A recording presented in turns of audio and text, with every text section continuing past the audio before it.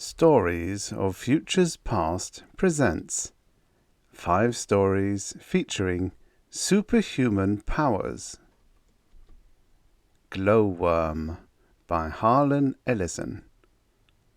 The Mightiest Man by Fahy.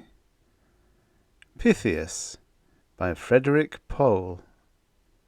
Phoenix by Ted White and Marion Zimmer Bradley. Sordman the Protector by Purdom. Glowworm by Harlan Ellison. Originally published in Infinity Science Fiction, February 1956. Narrated by Trussel. He was the last man on Earth, all right, but was he still a man? When the sun sank behind the blasted horizon, its glare blotted out by the twisted wreckage rising obscenely against the hills, Seligman continued to glow. He shone with a steady off-green aura that surrounded his body, radiated from the tips of his hair, crawled from his skin, and lit his way in the darkest night. It had been with him for 2 years now. Though Seligman had never been a melodramatic man, he had more than once rolled the phrase through his mind, letting it fall from his lips. "I'm a freak." It was not entirely true. There was no longer anyone he might have termed normal for his comparison. Not only were there no more men, there was no more life of any kind. The silence was broken only by the searching wind, picking its way cautiously between the slow rusting girders of a dead past. Even as he said, "freak," his mind washed the word with 2 waves, almost as one. Vindictiveness and a resignation inextricably bound in self-pity, hopelessness, and hatred. "They were at fault!" he screamed at the tortured piles of masonry in his path. Across the viewer of his mind, thoughts twisted nimbly, knowing the route, having traversed it often before. Man had reached for the stars. Finding them within his reach, were he willing to give up his ancestral home? Those who had wanted space more than one planet had gone, out past the edge, into the wilderness of no return. It would take years to get there, and the journey back was an unthinkable one. Time had set its seal upon them. Go, if you must, but don't look behind you. So they had gone. They had left the steam of Venus, the grit wind of Mars, the ice of Pluto, the sunbake of Mercury. There had been no Earthmen left in the system of Sol, except, of course, on Earth, which had been left to madmen. And they had been too busy throwing things at each other to worry about the stars. The men who knew no other answer stayed and fought. They were ones who fathered the Attilas, the Genghis Khans, the Hitlers. They were the ones who pushed the buttons and launched the missiles that chased each other across the skies, fell like downed birds, exploded, blasted, cratered, chewed out and carved out the face of the planet. They were also the little men who had failed to resist, even as they had failed to look up at the night sky. They were the ones who had destroyed the earth. Now no one was left, no man, just Seligman, and he glowed. "They were at fault!" he screamed again, and the sound was a lost thing in the night. His mind carried him back through the years to the days near the end of what had to be the last war, because there would be no one left to fight another. He was carried back again to the sterile white rooms where the searching instruments, the prying needles, the clucking scientists all labored over him and his group. They were to be a last-ditch throwaway. They were the indestructible men, a new breed of soldier, able to live through the searing heat of the bombs, to walk unaffected through the purgatory hail of radiation, to assault where ordinary men would have collapsed long before. Seligman picked his way over the rubble, his aura casting the faintest phosphorescence over the ruptured metal and plastic shreds. He paused momentarily, eyeing the blasted remnants of a fence to which clung a sign held to the twined metal by one rusting bolt. Newark Spaceport. Entrance by authorization only. Shards of metal scrap moved under his bare feet, their razored edges rasping against the flesh, yet causing no break in the skin. Another product of the sterile white rooms and the strangely hued fluids injected into his body? 23 young men, routine volunteers, as fit as the era of war could produce, had been moved to the solitary block building in Salt Lake City. It was a cubed structure with no windows and only one door, guarded night and day. If nothing else, they had security. No one knew the intensive experimentation going on inside those steel-enforced concrete walls, even the men upon whose bodies the experiments were being performed. It was because of those experiments performed on him that Zimmer was here now, alone. Because of the myopic little men with their foreign accents and their clippings of skin from his buttocks and shoulders, the bacteriologists and the endocrine specialists, the epidermis men and the bloodstream inspectors, because of all of them, he was here now, when no one else had lived. Zimmer rubbed his forehead at the base of the hairline. Why had he lived? Was it some strain of rare origin running through his body that had allowed him to stand the effects of the bombs? Was it a combination of the experiments performed on him, and only in a certain way on him, for none of the other 22 had lived, and the radiation? He gave up, for the millionth time. Had he been a student of the ills of man, he might have ventured a guess, but it was too far afield for a common foot soldier. All that counted was that when he had awakened, pinned thighs, chest and arms under the masonry of a building in Salt Lake City, he was alive and could see. He could see, that is, till the tears clouded the vision of his own sick green glow. It was life, but at times like this, with the flickering light of his passage marked on the ash-littered remains of his culture, he wondered if it was worth the agony. He never really approached madness, for the shock of realizing he was totally and finally alone, without a voice or a face or a touch in all the world, overrode the smaller shock of his transformation. He lived. He was that fabled, joked about, last man on earth. But it wasn't a joke now. Nor had the months after the final dust of extinction settled across the planet been a joke. Those months had labored past as he searched the country, taking what little food was still sealed from radiation, though why radiation would bother him he could not imagine, habit more than anything, and disease, racing from one end of the continent in search of but one other human to share his torment. But of course there had been no one. He was cut off like a withered arm from the body that was his race. Not only was he alone, and with a double terror of an aura that never dimmed, sending the word "freak" pounding through his mind, but there were other changes, equally terrifying. It had been in Philadelphia, while grubbing inside a broken store window, that he had discovered another symptom of his change. The jagged glass pane had ripped the shirt through to his skin, but had not damaged him. The flesh showed white momentarily, and then even that faded. Zimmer experimented cautiously, then recklessly, and found that the radiations or his treatments, or both, had indeed changed him. He was completely impervious to harm of a minor sort. Fire in small amounts did not bother him. Sharp edges could no more rip his flesh than they could a piece of treated steel. Work produced no calluses. He was, in a limited sense of the word, invulnerable. The indestructible man had been created too late. Too late to bring satisfaction to the myopic butchers who had puttered unceasingly about his body.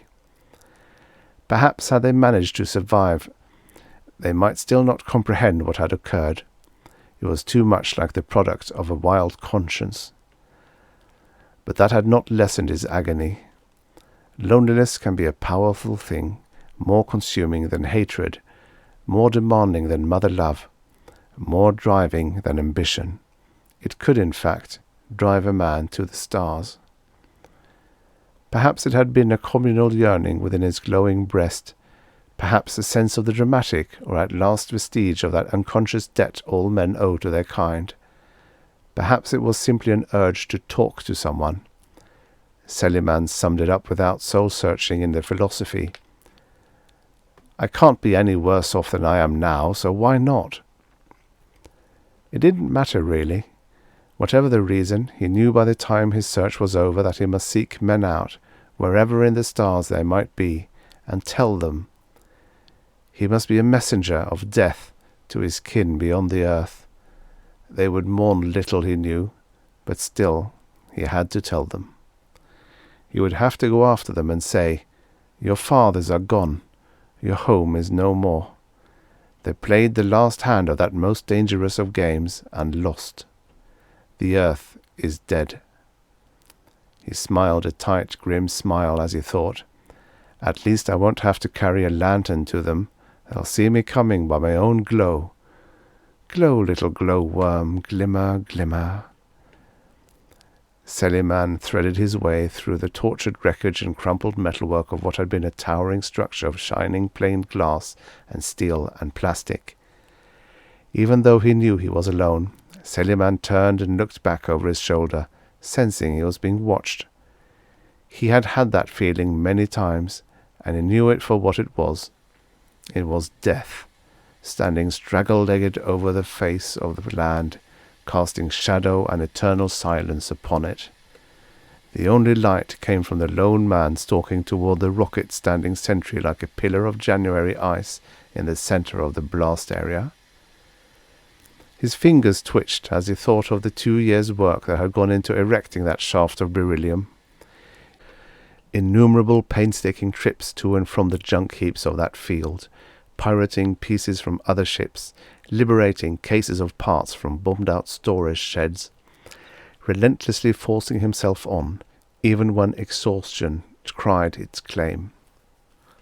Seligman had not been a scientist or a mechanic, but determination, texts on rocket motors, and the original miracle of finding an only partially destroyed ship with its drive still intact had provided him with the means to leave this place of death. It was one of the latest model ships, a Smith-class cruiser, with conning bubbles set far back on the tapered nose, and the ugly black depressions behind which the Bergsil cannons rested on movable tracks. He climbed the hull ladder into the open inspection hatch, finding his way easily, even without a torch. His fingers began running over the complicated leads of the drive components, checking and rechecking what he already knew was sound and foolproof, or as foolproof as an amateur could make them.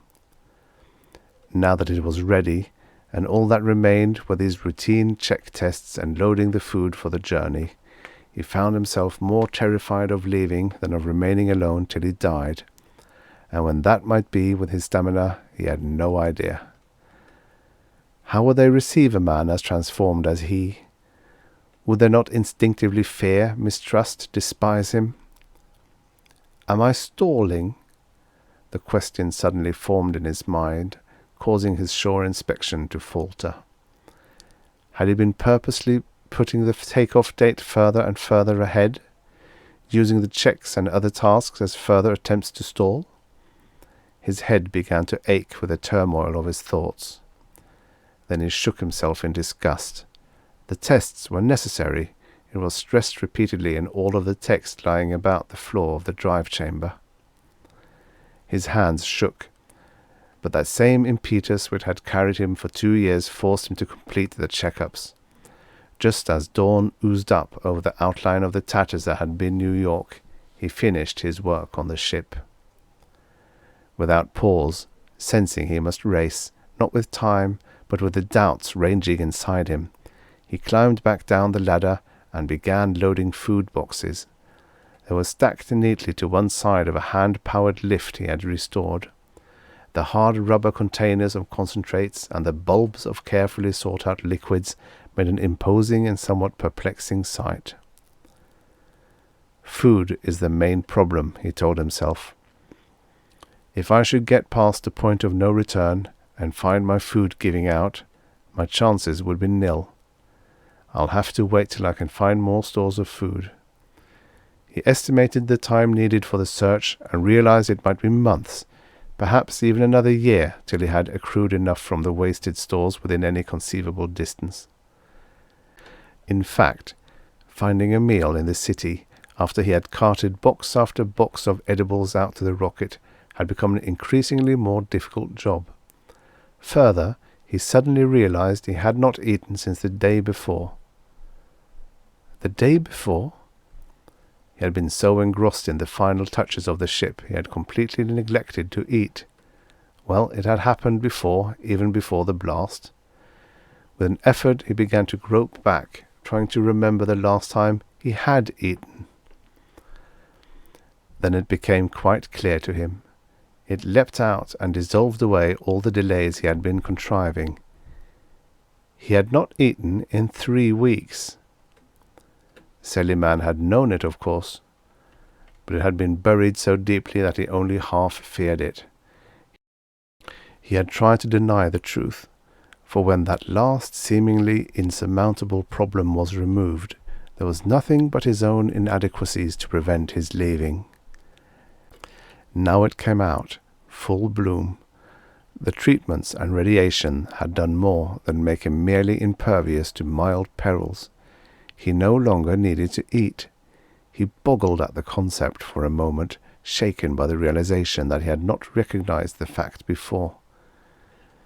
He had heard of anaerobic bacteria or yeasts that could derive their energy from other sources without the normal oxidation of foods. Bringing the impossible to relatively homely terms made it easier for him to accept. Maybe it was even possible to absorb energy directly.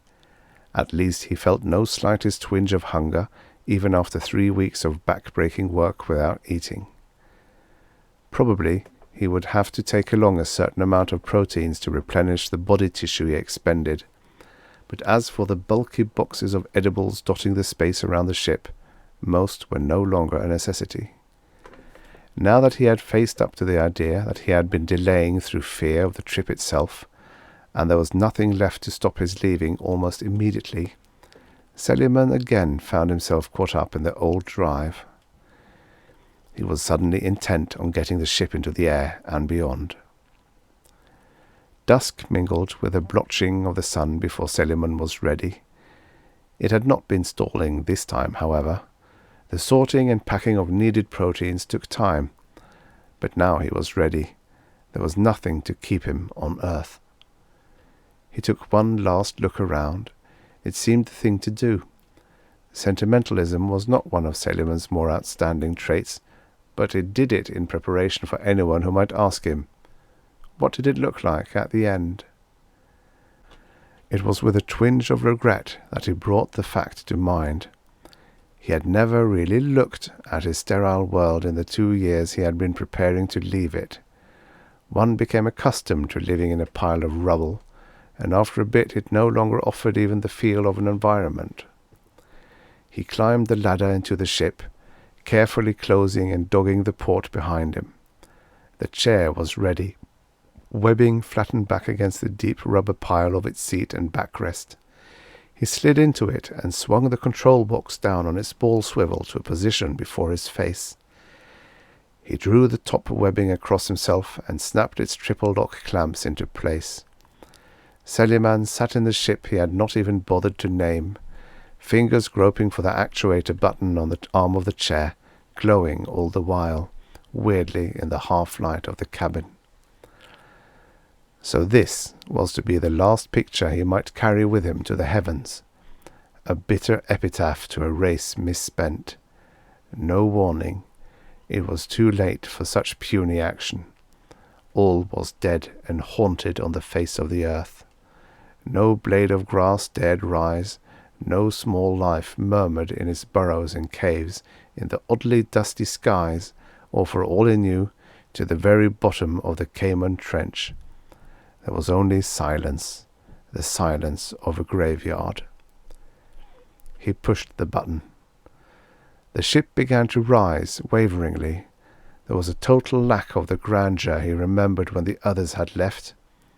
The ship sputtered and coughed brokenly as it climbed on its imperfect drive. Tremors shook the cabin, and Seliman could feel something wrong, vibrating through the chair and floor into his bodies. Its flames were not so bright or steady as those other takeoffs, but it continued to rise and gather speed. The hull began to glow as the rocket lifted higher into the dust-filled sky.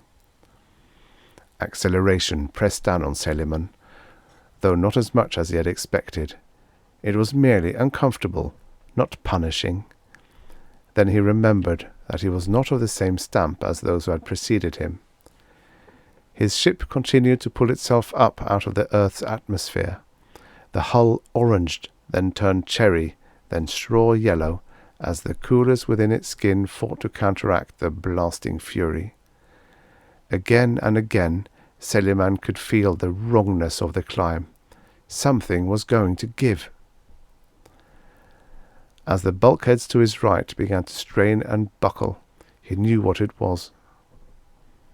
The ship had not been built or re-welded by trained experts working in teams with the latest equipment. He had been one lone determined man, with only book experience to back him. Now his errors were about to tell. The ship passed beyond the atmosphere, and Seliman stared in horror as the plates cracked and shattered outwards. He tried to scream as the air shrieked outwards, but it was already impossible. Then he fainted. When the ship passed the moon, Seliman still sat, his body held in place by the now constricted webbing, facing the gaping squares and sundered metal that had been the cabin wall. Abruptly the engines cut off. As though it were a signal, Seligman's eyes fluttered and opened wide. He stared at the wall, his reviving brain grasping the final truth. The last vestige of humanity had been clawed from him. He no longer needed air to live. His throat constricted, his belly knotted, and the blood that should theoretically be boiling pounded thickly in his throat. His last kinship with those he was searching was gone.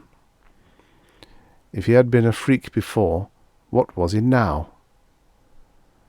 The turmoil fought itself out of him as the ship sped onward, and he faced what he had become, what he must do. He was more than a messenger now. He was a shining symbol of the end of all humanity on earth, a symbol of the evil their kind had done.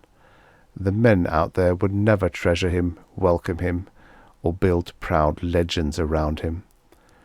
But they could never deny him. He was a messenger from the grave. They would see him in the airless cabin, even before he landed. They would never be able to live with him, but they would have to listen to him and to believe. Seliman sat in the crash chair in the cabin that was dark except for the eerie glow that was part of him. He sat there, lonely and eternally alone, and slowly a grim smile grew on his lips. The bitter purpose that had been forced on him was finally clear. For 2 years he had fought to find an escape from the death and loneliness of ruined earth. Now that was impossible. One Seliman was enough. Alone? He hadn't known the meaning of the word before. It would be his job to make sure that he was alone, alone among his people, until the end of time. The end. Subscribe for your daily stories of futures past. And now, for the next story. The Mightiest Man by Patrick Fahy, originally published in Worlds of If, November 1961. Narrated by Tom Trussel. They caught up with him in Belgrade.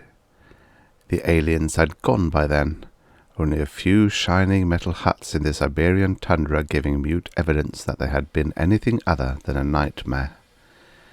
It had seemed exactly like that. A nightmare in which all of Earth stood helpless, unable to resist or flee, while the obscene shapes slithered and flopped all over her green fields and fair cities. And the awakening had not brought the reassurance that it had all been a bad dream. If it had happened in reality, the people of Earth would have been capable of dealing with a terrible menace. It had been real, and they had been no more capable of resisting the giant intelligences than a child of killing the ogre in his favourite fairy story. It was an ironic parallel, because that was what finally saved Earth for its own people. A fairy story. The old fable of the lion and the mouse, when the lion had exhausted his atomic armour and proud science against the invincible and immortal invaders of Earth, for they could not be killed by any means, the mouse attacked and vanquished them. The mouse, the lowest form of life, the fungoids, the air of Earth swarming with millions of their spores, attacked the monstrous bodies, grew and entwined within the grey convolutions that were their brain centres. And as the tiny thread roots probed and tightened, the aliens screamed soundlessly. The intelligences toppled and fell, and at last that few among them who retained sanity gathered their lunatic brethren and fled as they had come. If he had known the effect the fungoids would have on them, he would have told them that too. He had told them everything else when he had been snatched from a busy city street, a random specimen of humanity to be probed and investigated. They had chosen well. For the payment they offered him, he was willing to barter the whole human race. As far as it lay in his power, he did just that. He was not an educated man, though he was intelligent.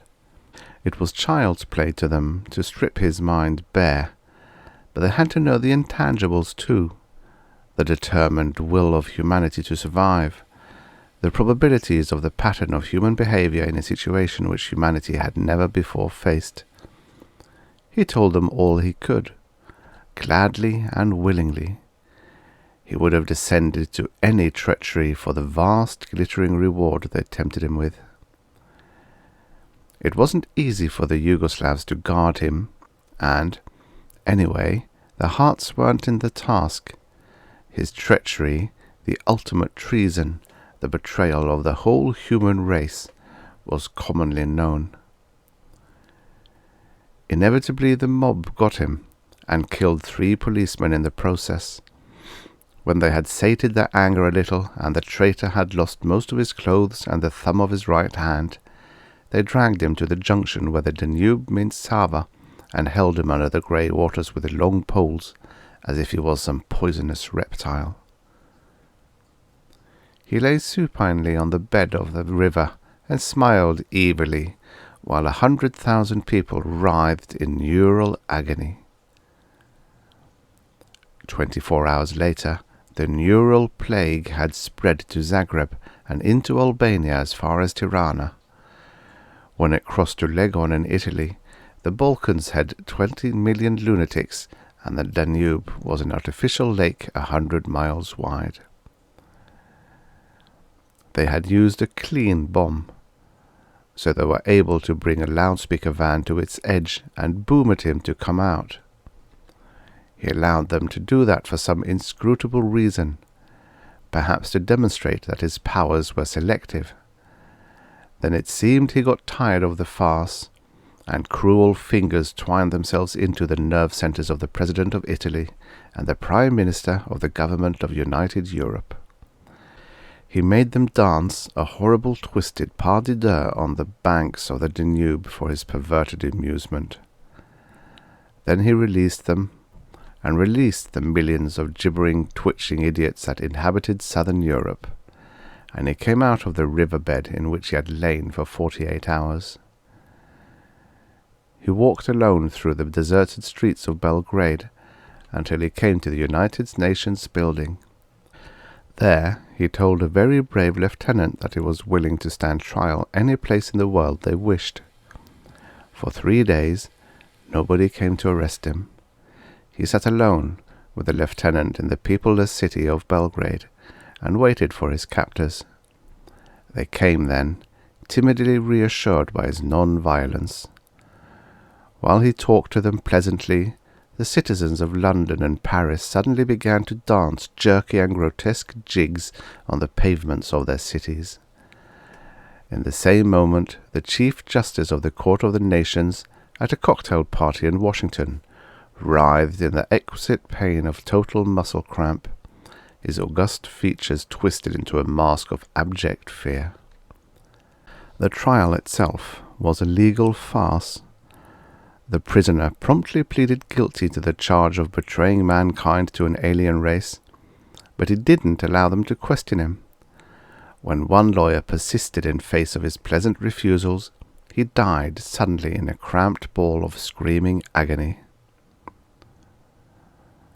The grave-faced Chief Justice inquired whether he wished to be sentenced, and he answered yes, but not to death. They couldn't kill him, he explained. That was part of the reward the aliens had given him.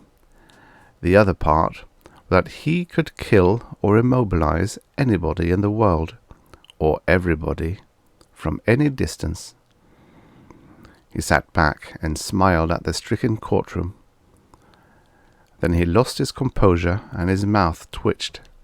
He laughed uproariously and slapped his knees in ecstasy.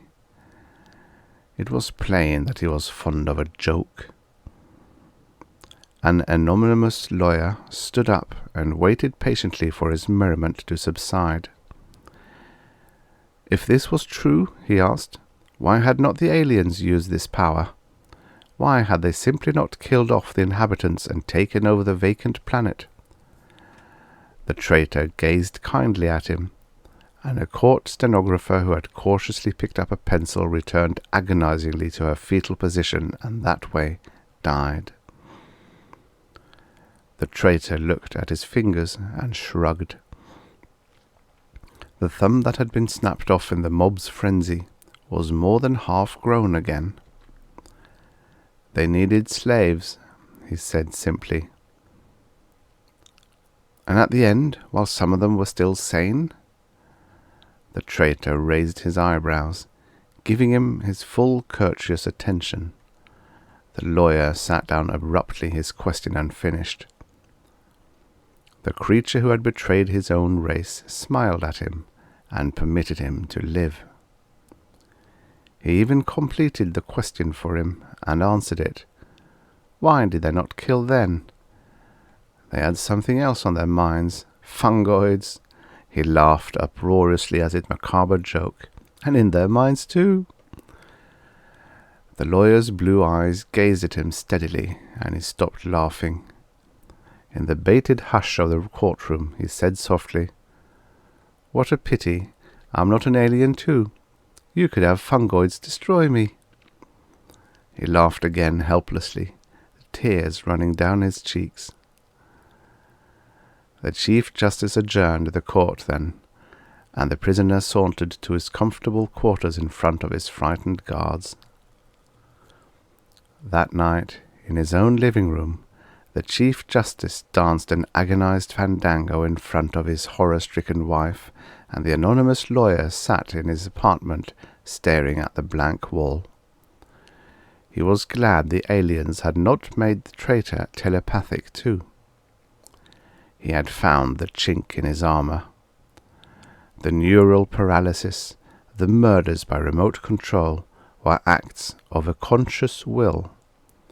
He had himself admitted that if his mind was destroyed, his powers would be destroyed with it. The aliens had not sought revenge because their minds were totally occupied with saving themselves. The stricken ones had simply lost their power. The knowledge was useless to him. There was no way they could attack his mind without his knowing it. Possibly they could steal away his consciousness by drugging or bludgeoning, but it would be racial suicide to attempt it. In the split moment of realization, he would kill every human being on Earth.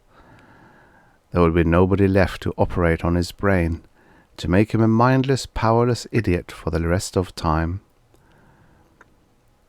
For any period of time, he corrected himself, his brain would heal again. It was useless to think about it. There was nothing they could use against his invincibility. The only hope was to attack him unawares. And if that hope was a fraction less than a certainty, it could only mean final and absolute catastrophe. The lawyer looked at his watch. It was 4 a.m. He went into the kitchenette and then shrugged himself into his coat. He walked through the silent streets, past the city hospital where the Chief Justice lay in agony, while the motor impulses from his nerve centers wrenched and twisted his body. He entered the foyer of the luxury hotel where the race betrayer was held prisoner, and took the elevator to the 6th floor. 2 sleepy guards jerked erect outside the unlocked door. He put his finger to his lips, enjoining them to silence. Then he entered the room and stood for a moment over the man who was invincible and immortal, and human. Human and subject to the involuntary unconsciousness which nature demands from all men. He slept. The eyelids fluttered. The lawyer took the steel meat skewer from his pocket. He thrust it through a half-opened eye and rotated it, methodically reducing the soft brain to formless mush. After that, the trial proceeded normally.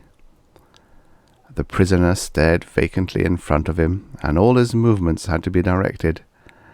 But he was alive, and his thumb was full grown again.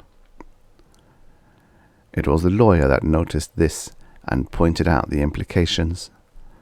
The thumb had grown to full size in less than 6 weeks.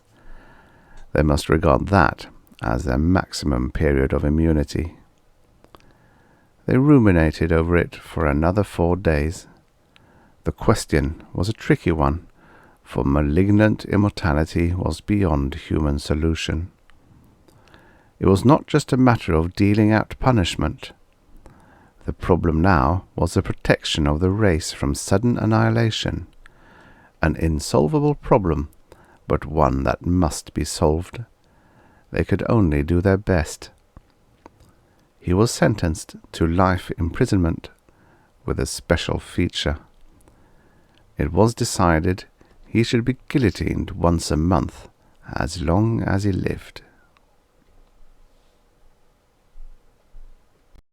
The end.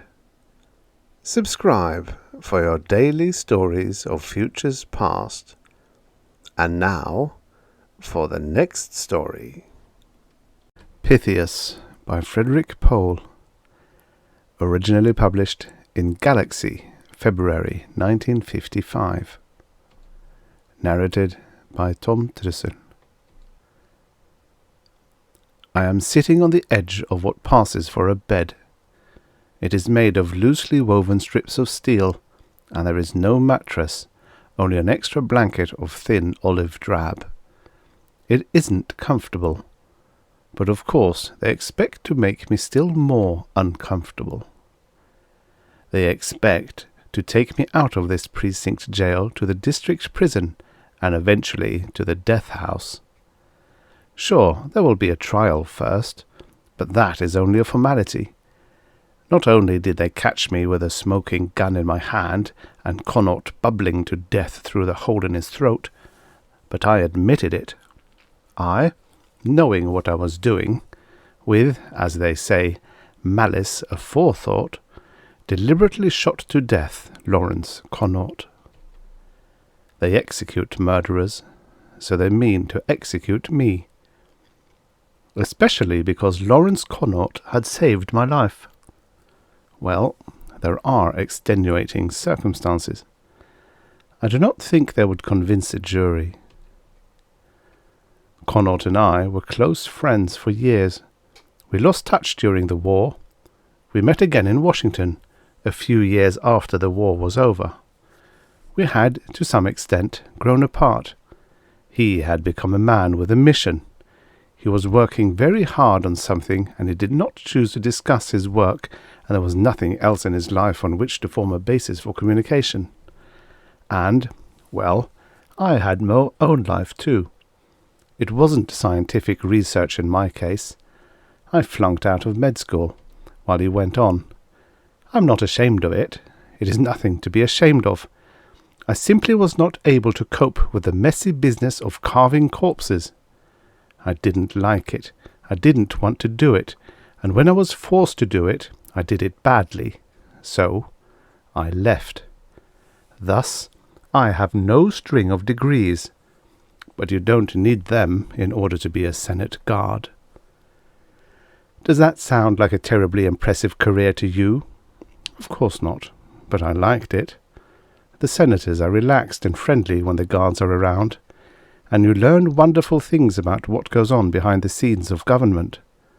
And a Senate guard is in a position to do favors for newspapermen who find a lead to a story useful, for government officials who sometimes base a whole campaign on one careless, repeated remark, and for just about anyone who would like to be in the visitors' gallery during a hot debate. Larry Connaught, for instance. I ran into him on the street one day, and we chatted for a moment, and he asked if it was possible to get him in to see the upcoming foreign relations debate. It was. I called him the next day and told him I had arranged for a pass.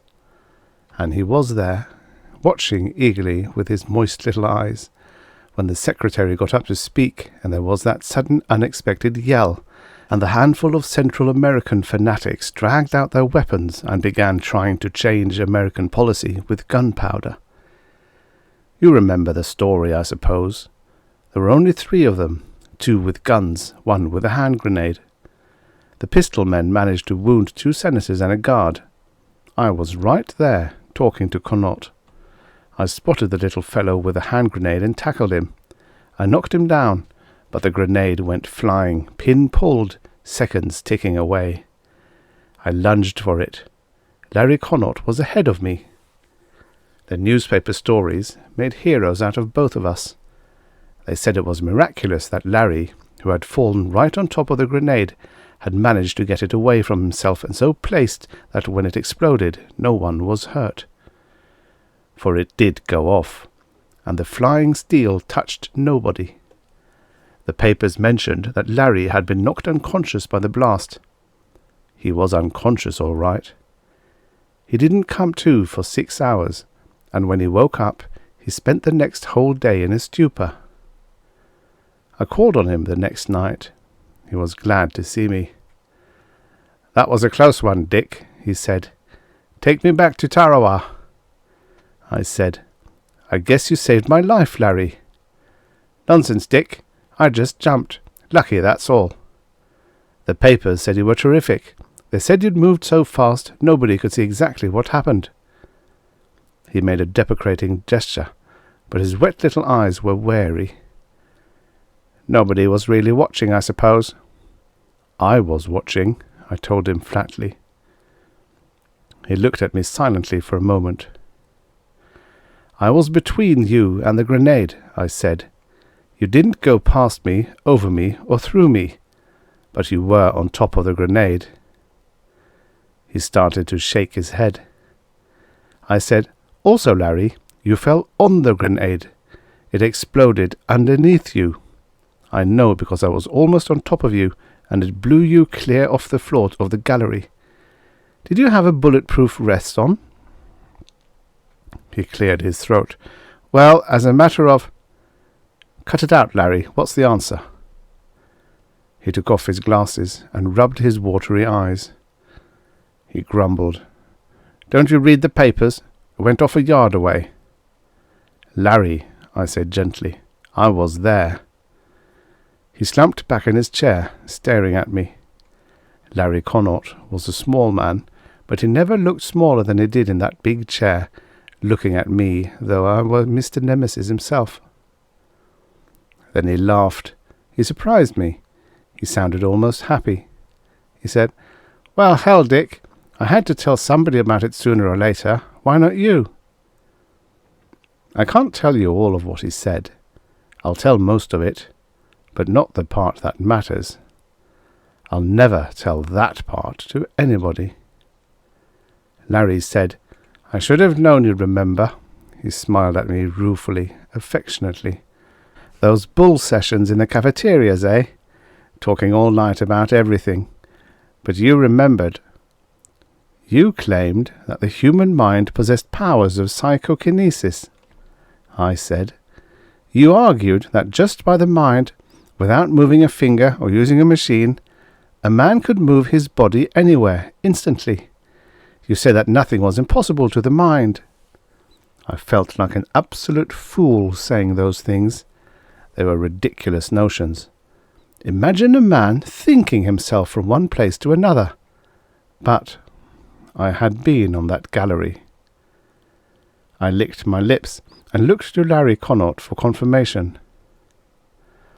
"I was all wet," Larry laughed. "Imagine!" I suppose I showed surprise, because he patted my shoulder. He said, becoming sober, "Sure, Dick, you're wrong, but you're right all the same. The mind alone can't do anything of the sort. That was just a silly kid notion.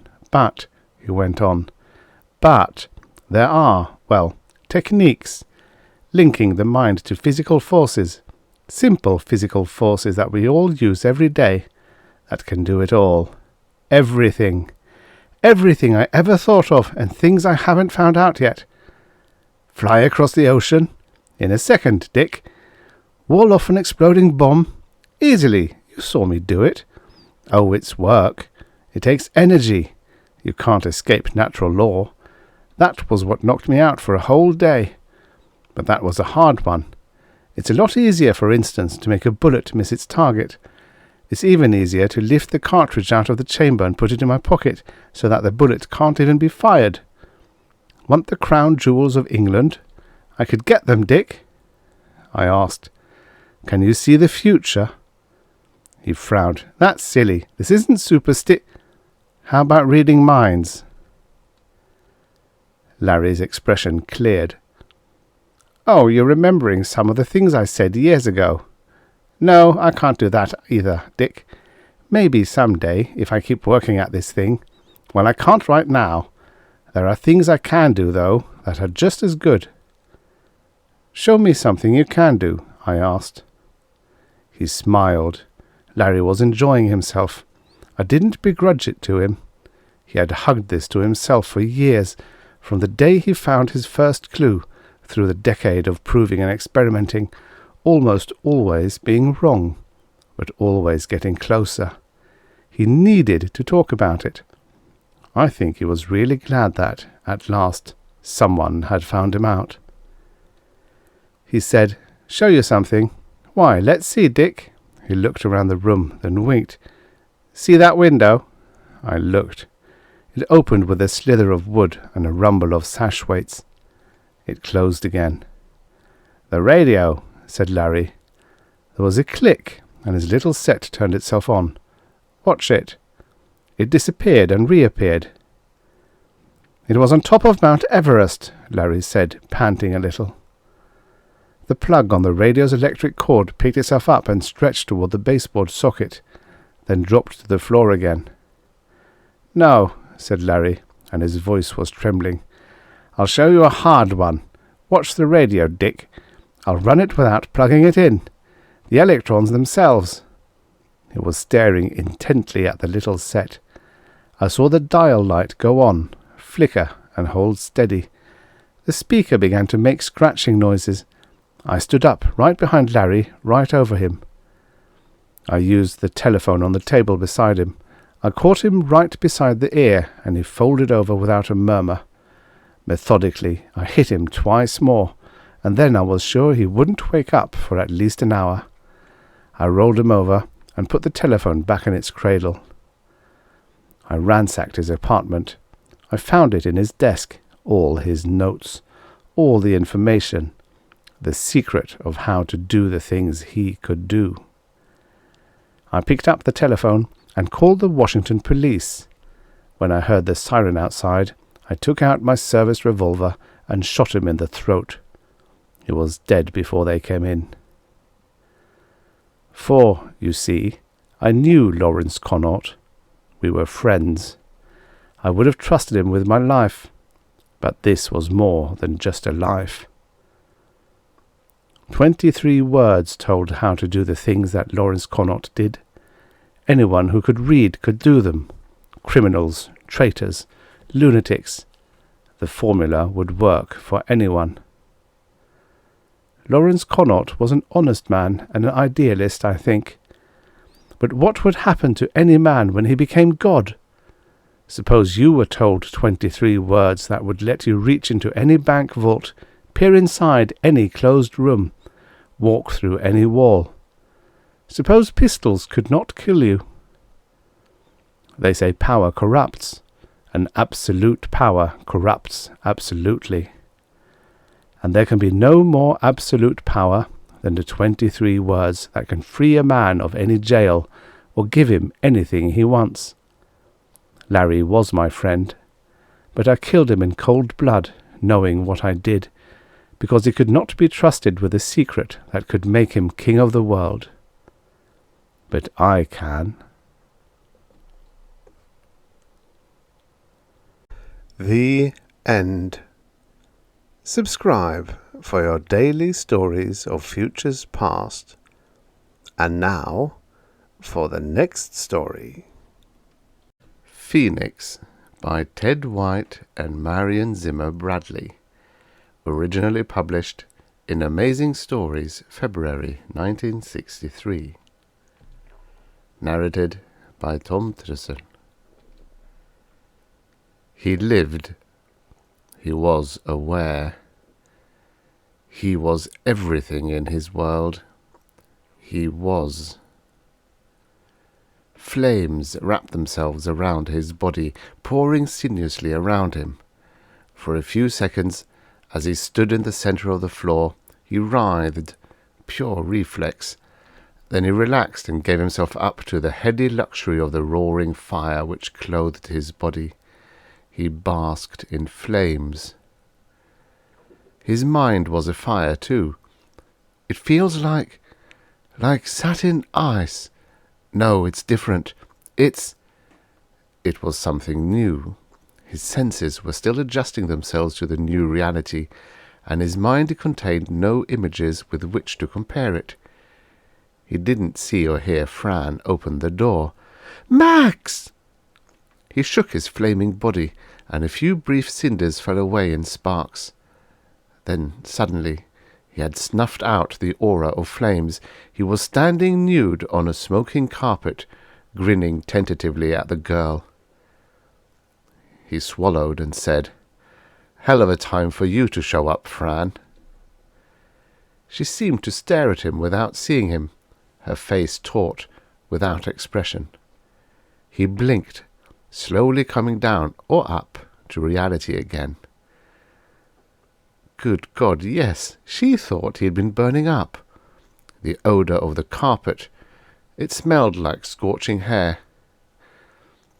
I forgot about the carpet.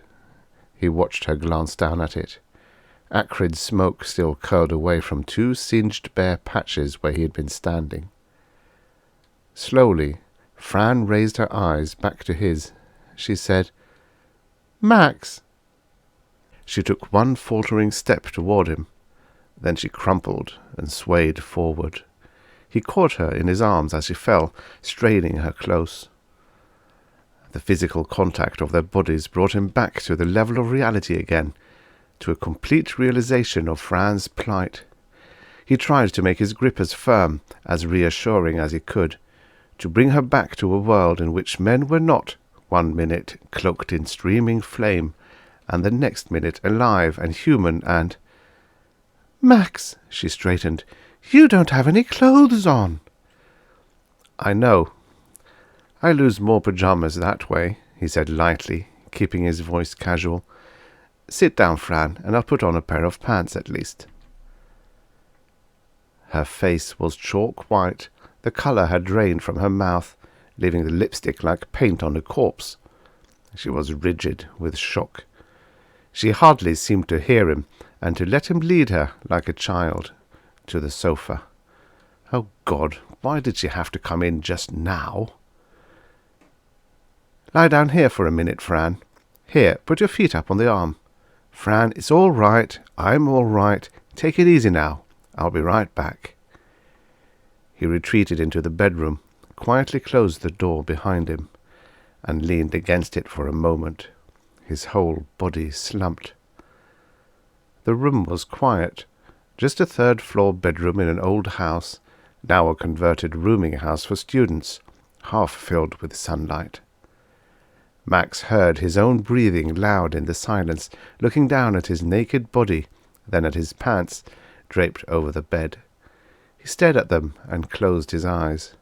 His body grew rigid. Slowly, the pants began to stir as if with a breeze, but all else was still. Sunlight cut across the stationary dust motes suspended in mid-air, and the warm summer noon seemed to hold its breath. The pants' legs flapped. Then, suddenly, the room was filled with a timeless density. The silence of the moment before thickened into a tangible, measurable dimension, possessing a reality of its own. He could taste the silence. He rose 3 feet into the air, his head clearing the ceiling by inches. As he did so, the tension dissolved from his muscles.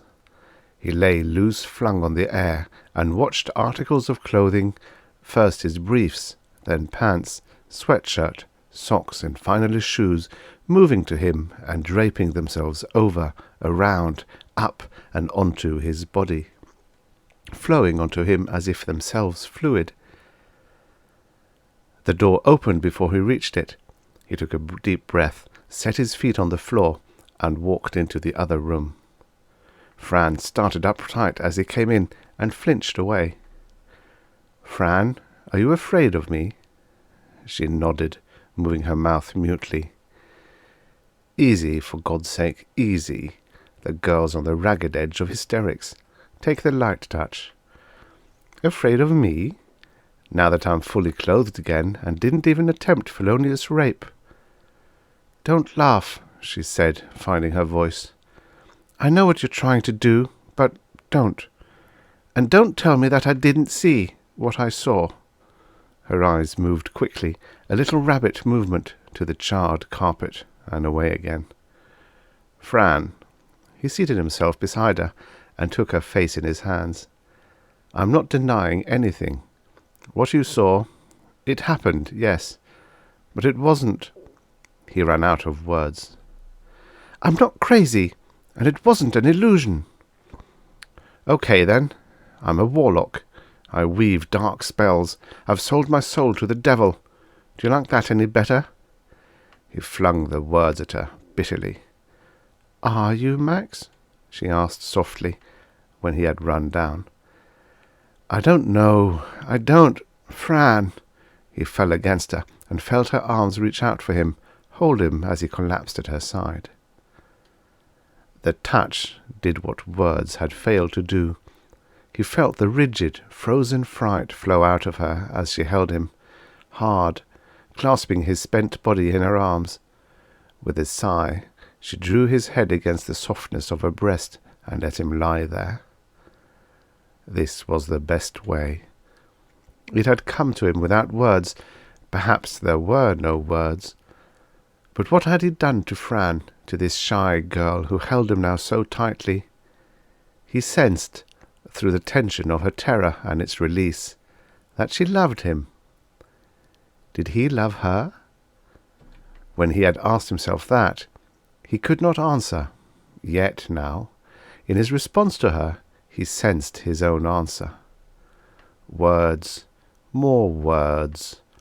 What did they mean? Reasoning was a barrier, not a path. He had always felt most apart from her when he had tried to think out their relationship into words. Better to let the words go. Better to react. They lay together unmoving on the sofa for a moment which was, for them, timeless. Perhaps 15 minutes, perhaps 2 or 3 hours. They exchanged no words, no gestures, not even a kiss. They simply were, sharing a moment of that meshed, tangible silence in which there was no Max, no Fran. Instead, a gestalt, a separate emotional entity. "Tell me about it," she said finally. It was like surfacing after a deep dive. He blinked. "I don't know what happened." "How did it begin?" He turned slightly, snuggling closer to her, his cheek buried against her neck, his shoulder tucked under her arms warm about his body. He paused, then reached out for words, and found that the words were there. "If you want to be rational about it, that is, if we can be rational about it, I guess it's what you'd call a wild talent." "Wild is right," she said with a shaky laugh. "Psi power, I guess you'd call it. I can make things move, or things happen." "I had a dream last night. It was a very strange kind of dream. You know how sometimes you have dreams about flying? Like you're running along on the ground, and sometimes you can jump and pull your feet into the air, and then you paddle yourself along with your hands. I dreamed I'd done this, and I was floating and weightless, pulling myself around with handholds like an astronaut in a spaceship, only the handholds were the branches of a tree. I was floating and pulling myself into the tree. Things began feeling strange, like they were happening in double, like the dream was fading out into sleepwalking. And then I woke up. Fran, I was holding on to the curtains of the window next to my bed, and I was floating about even with the top of the open window." He felt her arms tighten around him, but she neither moved nor interrupted him. Blessing her, he went on. "It scared me silly, but my first thought was, me God, I nearly flew out the window. Just as matter of fact about it, as if I'd been sleepwalking and woke up and said, 'Oh, I almost walked down those stairs.' And then I guess I woke up, the rest of the way, and really realized what was happening, and the next thing I knew, I was lying crossways on the bed, with all the breath knocked out of me." His body had tensed again with a growing excitement in his voice. Sensing it, he shivered and moved closer into the warmth of her arms. "Fran, don't let me do anything now." Slowly, under the reassurance of her touch, he felt the spasm dissolve, flow into words again. "When I woke up, I thought it had all been a dream. I mean, I wanted to believe I dreamed it, but I knew better. I wandered out here into the living room and just kind of went through the motions of breakfast, without noticing what I was doing. After a while I located myself sitting at the table, staring at my coffee, and realizing it had gone cold. I wasn't thinking. Fran, I wasn't thinking about anything. I was just staring at that coffee and wishing it was good and hot again, and then it started steaming. Fran, I didn't touch it. I just looked at it. I looked at it, and suddenly I wasn't just looking at a cup of coffee anymore. I began to see it, really see it. I began to see the relationships of every component in the cup and the coffee, the chemical and molecular. No, that's not what I mean either. I could see, not really with my eyes, the entire series of relationships between all the overlapping fields of energy. No, he broke off again, helplessly. I can't make sense of it for you. I don't have the words. Maybe there aren't any. I could see it. You understand? I didn't try to explain it, even to myself. I can't now. It's just everything's motion. And I could reach out and speed it up or slow it down, and I'd heated it up. He shook his head a little and was silent, clinging to her. Her voice was levelled when she spoke, a flat surface spread thin over panic, toneless. I'm not a a nuclear physicist, but it sounds as if you were trying to put the theory of atoms and force fields into one word. Like matter not being solid, but just little bits of loose energy whirling around and building up into atoms, and the atoms into molecules. I guess so. As if I'd learned to see into them. But how? Why?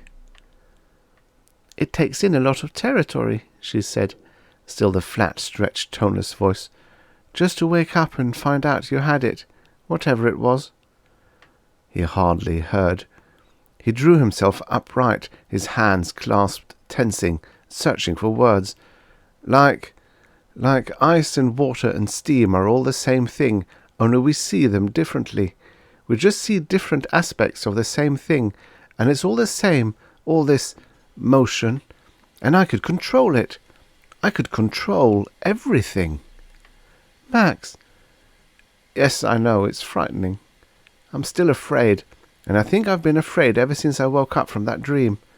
I'm afraid to really try anything. Oh, thank God you came, Fran. Thank God.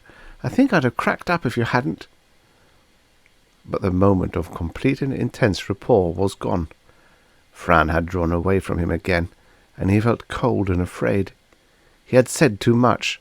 She was afraid of him again, and her fear, like her love, communicated himself to him through the impalpable fibres in his very skin.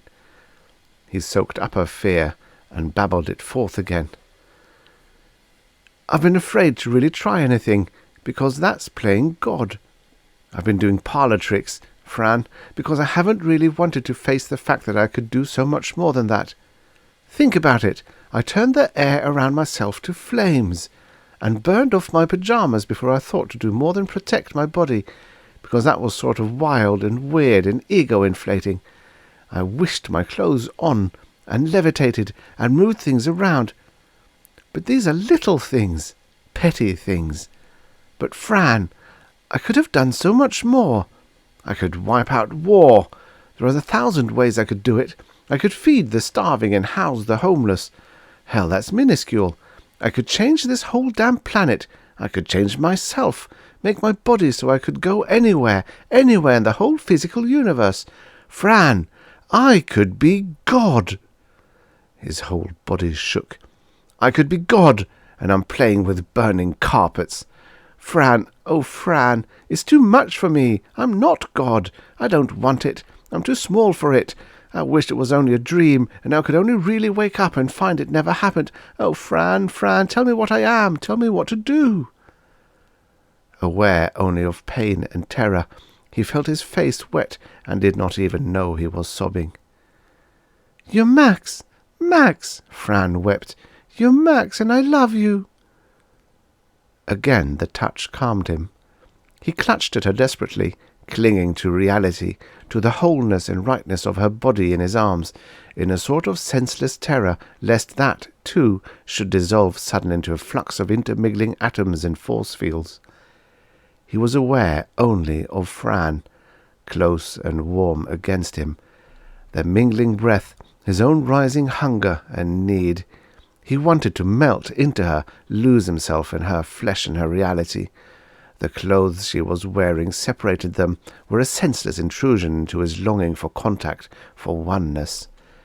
He moved. They were gone, her body warm and naked in his arms. Fran! But she was white and rigid in his arms, thrusting him away, gasping with terror. What are you doing? Max, no! It was an icy shock, a rejection like a flood of ice, thrusting him back into the wild senselessness of his sudden mad universe. He felt only the desolation of being alone. He wept, feeling the tears on his cheek. Did God cry? Crying? Clutching desperately at this frigid slip of a girl for salvation, when the whole universe awaited him.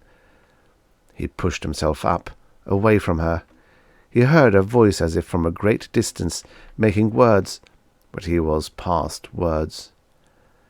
Blackness closed in about them, time slowed, the eddies of air swirled to a halt, and lances of fire swirled through his mind. Then, Beyond the realm of 3 dimensions, he saw her clearly. His mind shattered into 1,000 crystals, reflecting prismatically, pounding emotions he could not directly face. He looked at Fran, into her, through her, beyond her. He saw not the immobilized figure of a frightened woman, her body helpless beneath his own on the sofa. In fact, he saw not even the sofa. He saw, beyond the immediacy of the fields of motion contained in finite space as his body, he comprehended other patterns of subatomic flux. Below him was a geometrically ordered matrix, a precise framework simply constructed. But above it he found an area of disorder, complexity, confusion, patterns and sub-patterns of a structure so immensely varied and subtly differentiated as to be nearly incomprehensible. The motion, movement, life. It offended him. It was vulgar, teeming, unruly, impossible. He began to reach out to it. "Max!" A body had flung itself at him, kicking, scratching, screaming. He was toppled back and suddenly lying on the floor, back in the narrow confines of a single body again. His head rang, and her words were slowly becoming words again. They hurt his ears, jangling with their ridiculous cadences against the sublime expanse of perception. "No, no, I loved you, but you're mad. You're not Max." And then she had flung herself through the door and was gone, her running footsteps growing fainter on the stairs. Slowly, Max surrendered himself to a chair, without any awareness of his human motions. The old chair enveloped him with the old overstuffed cushioned arms and gave him a musty embrace, and for a moment he was part of all its enfolding past, the weariness that had come into its unrejecting depths for comfort and rest. His face was still wet with the tears he had shed before, and now they began to swell and flow again, erupting and cascading almost without volition. Fran was gone. She was gone, and she had been all he had, all that was ever really real to him. Dimly he sensed, without knowing, that it had been a double failure. Fran had refused, rejected his need. But was it Fran's fault that he had been unable to reach her? Had he ever been able to reach any human creature? Had he ever wanted to, except in his own selfish desire? He spoke of loving Fran, and yet he had shied away from that answer, until he needed her. And so his vast paranormal powers were meaningless, because the physical universe itself was without meaning. Ordered, yes, finely structured, but with no more meaning than an alarm clock. He could be God, and yet the only safety and sanity he had felt was when Fran drew him back from the brink of the bewildering nothingness into the shelter of her breast. But for all his control of things, he had been unable to achieve that blending that meant power. He had only a meaningless power over things which now, in essence, were only nothingness in various rates of flow. The sun had set, and he had turned none of the lights on. The gloom of dusk settled, blanketing his body with darkness and his mind with despair. If Fran, a meaningless word now, if Fran had only accepted him, if he could control his own emotions as easily as the magic show flames he had donned, but he had feared to surrender himself to any emotion. He had given too little of himself to Fran, and when the moment of his need came, she had nothing of him that could call him back safe from the borderland of bleak despair. He wasn't fit. Like a baby given a straight razor, he could not cope with his gift, and the outcome was inevitable. There was only one answer. Best do it now. Suddenly the darkness was pierced by flames, a flickering, growing fire which enveloped and covered his body. His clothes vanished in a flare of flame, spreading to and attacking the soft upholstery of the chair. A small thing to salvage, his ego. But this was the grandiose way, the big way, for the big failure. He sat for long moments, crowned in golden flames, lost in contemplation of the streams of superheated glowing ions radiated from the burning carbon. Then the chair shifted as cloth burned through. Fiber straps released their hold on the metal springs of the seat. Time. Deliberately, without emotion, he released his hold on the lines of force which demarcated the limits of his body. His hair vanished instantly in a shower of sparks, and simultaneously a furnace blast beat it on him. Then his skin was blistering and blackening, gone. He collapsed into his funeral pyre, flinging out limbs in reflex spasm and struggle, and he lived. He was aware. He was everything in his world, and still nothing. Streams of force, patterns of subatomic flux. He was a moment when all fear and all perception had vanished, blending into a gestalt that was more than himself. In her uneasy sleep, Francine floated 5 inches above the surface of her bed. The end. Subscribe for your daily stories of futures past. And now, for the next story. Sordman the Protector by Tom Purdom. Originally published in Galaxy, August 1960. Narrated by Tom Trussel.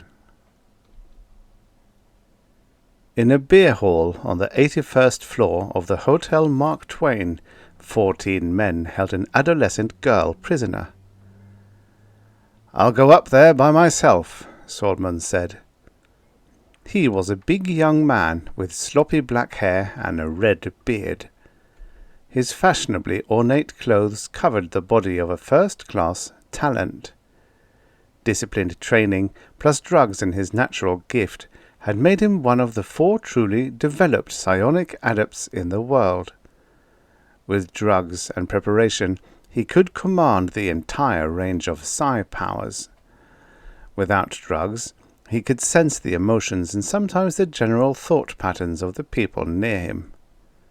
"We'd better go with you," Lee Shawn said. "There's an awful lot of fear up there. They'll kill you as soon as they learn you're a talent." She was a lean, handsome woman in her early 40s. A lawyer-politician, she was the Guggenheim Foundation's lobbyist. For years, she had fought against laws to outlaw the development of talent. "Thanks, Mama, but I think I'd better go alone." Sordman, though he didn't tell her, knew that symbolically Lee saw him as the tree and herself as the rain and the earth.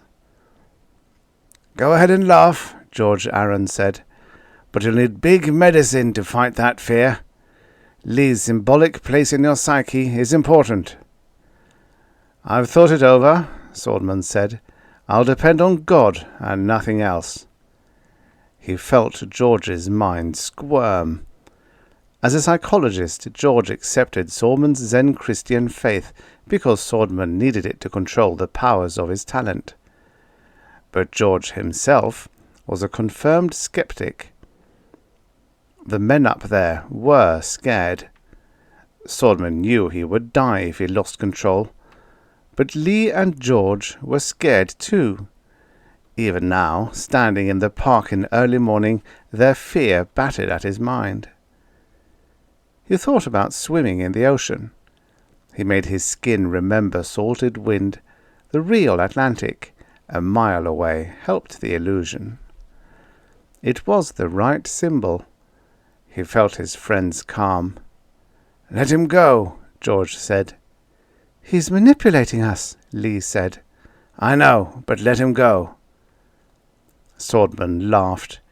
Lee bent and tore a clump of grass from the earth. "Take this, Andy." "Thank you." It was wet with dew. He held it to his nose and smelled the dirt and grass.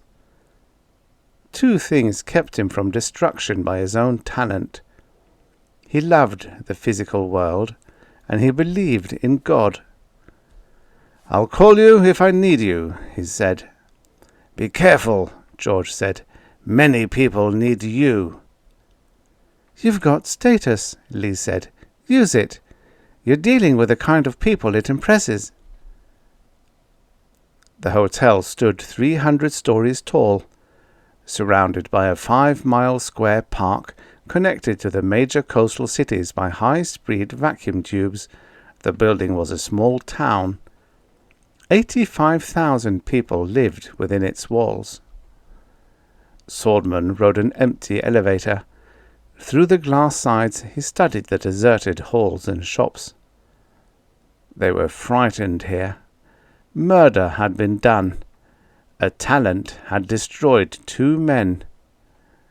Lord, protect us from the malice of a witch. The 81st was a commercial floor.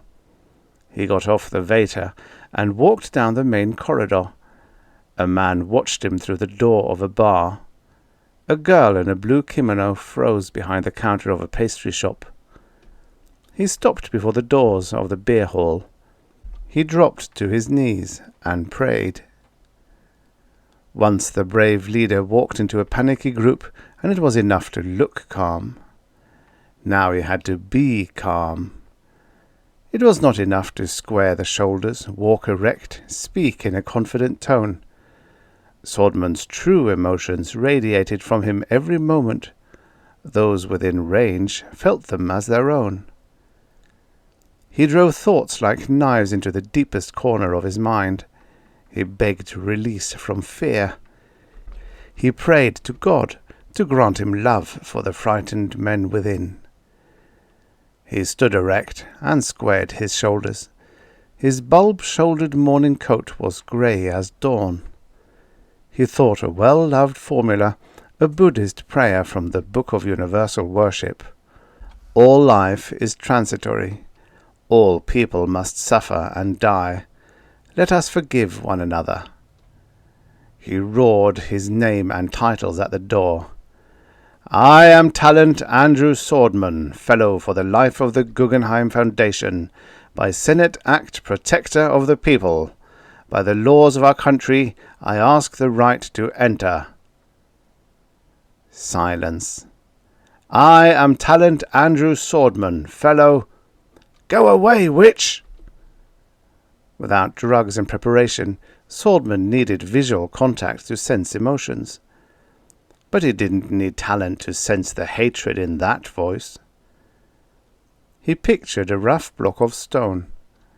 Using a basic skill, he kept the picture in his mind as he opened the door and planned his words. "I have taken no drugs and made no preparation. You have nothing to fear. I am your protector, and I've come to talk." The beer hall was large and gloomy. The butts and ashes of the night smoking filled its trays. 14 men watched him come. Half a dozen had hunting rifles. Hunched over, weeping, a thin, dark-haired girl sat beneath an unshaded light. A shiver of anger crossed his brain. "Kill the witch!" a young man shouted. "Lord, grant me love." His eyes focused on the rifle-bearers. One of them half raised his gun. Then the butt clumped on the floor. "You're bewitched," the young man said. "I told you not to let him in." "I've come to talk," Sordman said. "Who's the leader of your group?" The young man said, "We don't have a leader. Here we're all equals." Sordman studied the young man's emotions. He was frightened, but only a little more than the others. There was something else there, too. Something very strong. Sex frustration. The young man had an athletic body and a handsome chiseled face. On his yellow vest he wore the emblem of a second-class technician. But even a young man with adequate finances could be frustrated. Keeping the stone in his mind, he undressed a certain actress. He loved women and engaged in sex with lusty triumphant joy. To him it was a celebration of the sacred mystery of life. He hoped some of this emotion reached its target. He started talking without asking for a parley. 2 men died yesterday. I've come to hunt out the murderer and put him away. What's the evidence against this girl? We found drugs and a divining rod in her room. She's had a reputation for a long time. The school kids say she's a daydreamer. Sordman understood their fear. Psi was a new and dangerous force. Its use demanded moral and intellectual discipline. Only a rare and carefully developed personality could encounter the anger, hostility, and fear in other minds and still retain compassion and reasonable respect for human beings. An undisciplined person panicked and went into a mental state approaching paranoia. Sordman fought panic every day. He fought it with a total acceptance of human motivations, cultivated tenderness and compassion, and a healthy ego which could accept and enjoy its own self-love. Those things, Sordman would have said, and also the necessary grace of God. But the most undisciplined personality could practice Psi destructively. Hostile minds roamed the world. Death could strike you in a clear field beneath an open sky while your murderer lay home in his bed. No wonder they dragged a girl from her parents and bullied her till dawn. They talked. Sordman picked his way through 14 minds. As always, he found what he wanted. A fat, red-headed man sat a little apart from the group. He radiated a special kind of concern. He was concerned for the girl and for his own children. He believed the actions of the night had been necessary, but he felt the girl's pain, and he wasn't sure he was doing the right thing. Above all, he was a man who wanted to do the right thing. The really right thing. "You all have children," Sordman said. "Would you like to see them dragged out at night and treated the way you treated this girl?" "We've got to protect ourselves," the young man said. "Let him talk," the fat man growled. He stared at the thick hands he spread on the table. "The girl has said all night she's innocent. Maybe she is. Maybe the Protector can do what we haven't done and find the real killer." "I'm a master talent," Sordman said. "If the killer is in the hotel, I can track him down before midnight. Will you give me that long?" "How do we know you'll bring in the right man?" "If he's the right man, he'll make it plain enough." "You'll make him confess," the young man said. "You'll manipulate him like the puppet."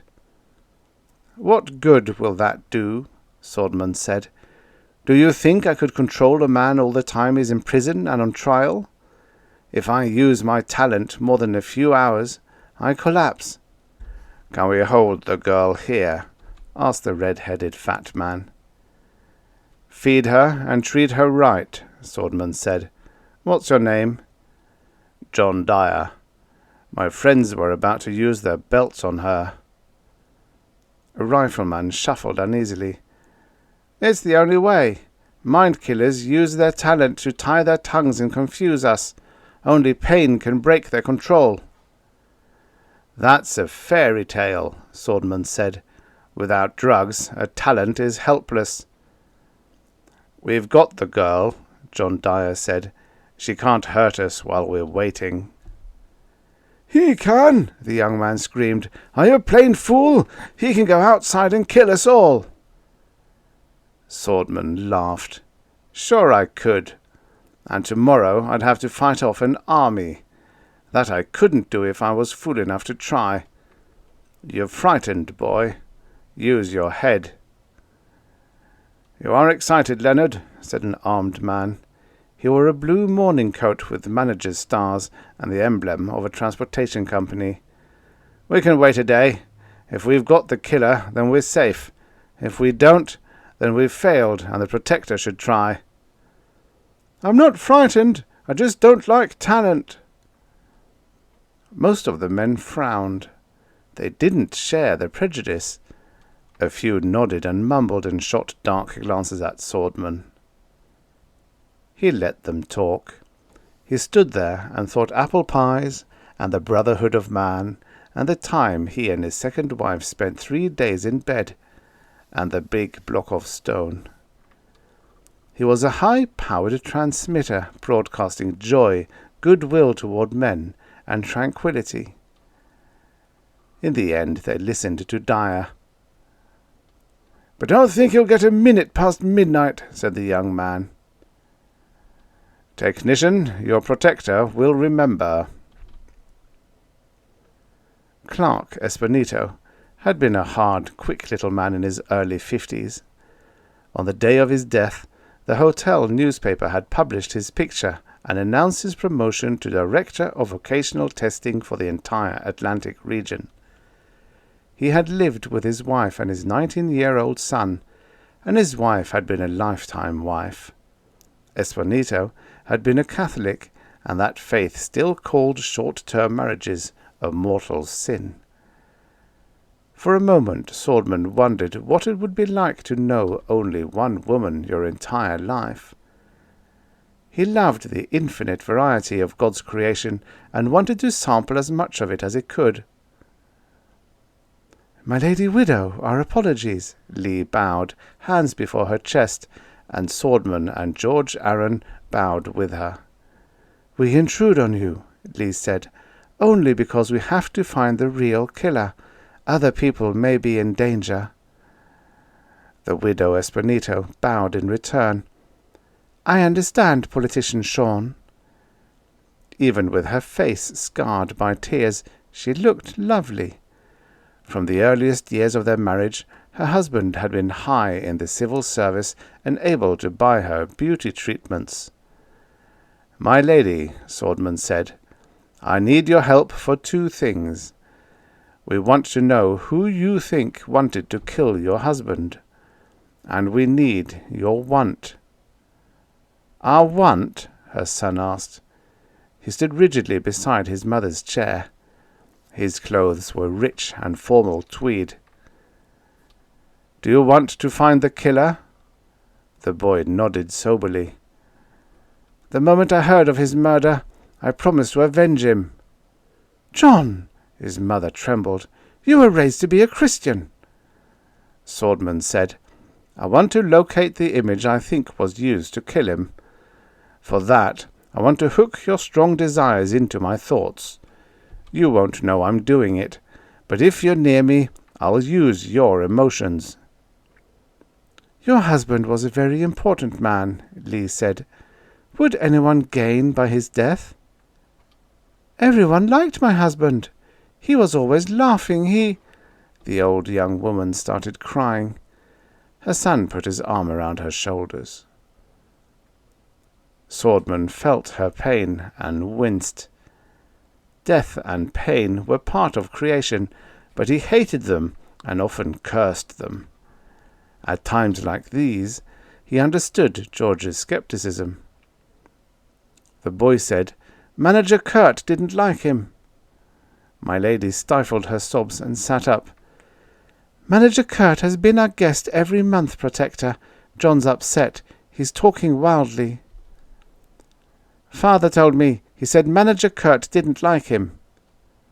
"Your father and the manager were good friends." He felt a sudden resentment in the woman. Why? The boy didn't feel as if he was lying. Maybe Espinito had been the kind of man who didn't talk about his job with his wife. But his son, who would some day be a member of his father's class, would have received a certain amount of practical advice. Perhaps my lady resented being left out of her husband's professional life. That was a common family pattern, after all. George felt impatient. Sordman shot him a questioning glance. "Where does Manager Kurt live?" "In Baltimore," the boy said. "My lady, may we use your phone?" "You don't take John seriously?" my lady said. "We'll have to ask the Baltimore police to check on the manager. It may not mean anything, but we have to follow every lead." "Use the phone protector." Sordman and George stepped into the dining room. "We're wasting time," George said. "They're both upset, and there seems to be a family quarrel." "I know, but Espinito's murder gives us more leads than Bedler's. Bedler didn't even have a 1-month wife when he died. Lots of people knew the administrator and might have had a grudge against him." George clasped his hands behind his back. "We've unravelled 23 murders in the last 4 years. Judging by that experience, I'd say there are 3 possibilities. Both victims were picked at random. Both victims are in some way related, or one victim was killed to confuse the police. Unless we have something entirely new. That's been the pattern so far. I think we're both coming to the same conclusion. Find out if the murderer used the picture from the paper." If he did, Administrator Espinito was probably attacked on the spur of the moment, and we should be seeing who wanted to kill Bedler. "What about Manager Kurt?" "Have Lee call the Baltimore police while I try to locate the murder weapon. At least they can search his home for drugs." George went back to the parlour, and Sordman stripped to his yellow vest. From the pockets of his morning coat he removed a leather case and a tiny plastic package. Unfolded, the plastic became a thin red robe with a yellow bomb burst on the back. He called it his battle robe. Habit played a big part in the development of talent.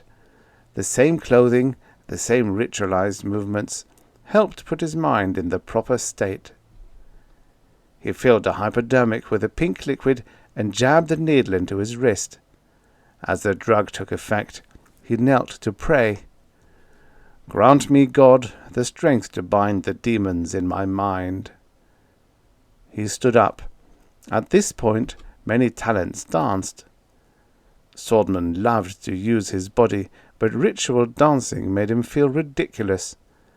It had been proven, however, that the power flowed at its freest when the body was occupied, so he took 3 coloured balls from the case and started juggling.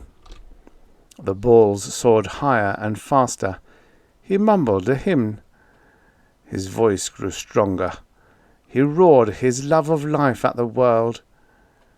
The wall between his conscious and unconscious mind collapsed. Lightning flashed in his eyes. Colours sang in his brain. Walls, floor, table, chairs became extensions of his mind. They danced with the balls between his hands. The universe and he flowed together in a sea of molten iron. His hands, miles from his mind, fumbled in the case. The balls danced and bobbed in the air. He laughed and unfolded his divining rod. The furniture bounced. My Lady Espinito screamed. All creation is a flow. Dance, you parts of me, you living things, you atoms of my dust. He had torn Espinito's photo from a newspaper. Now he let the coloured balls drop and stuck the picture on the end of the rod. This and that are one in kind. Servant rod, find me that.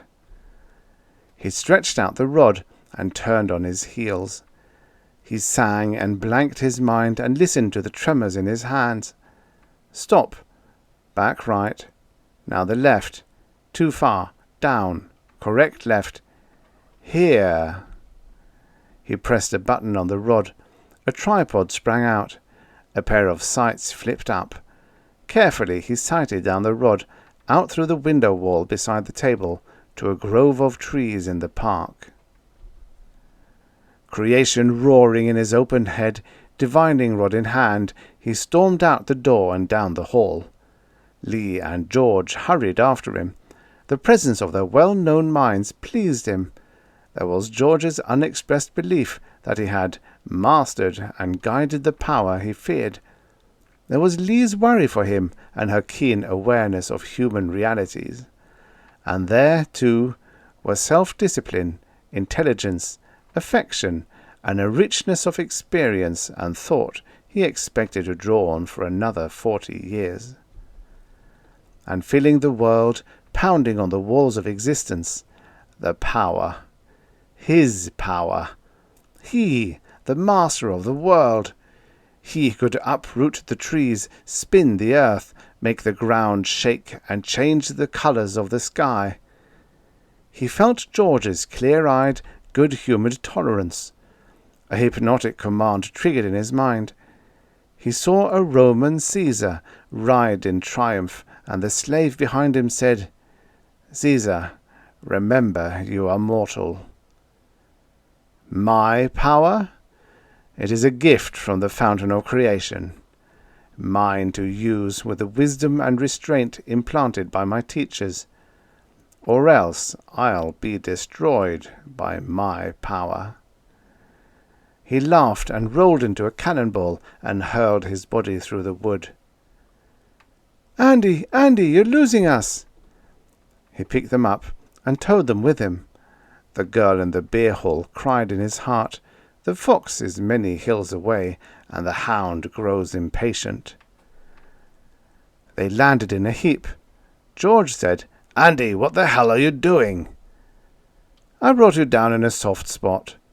"You felt like an elephant running amok. Boy, you've got to be careful. Since you were a little boy, I've taught you to watch every move. For a moment I don't think you knew how you felt." "You're right," Sordman mumbled. "That was close." "Let's find the picture," Lee said.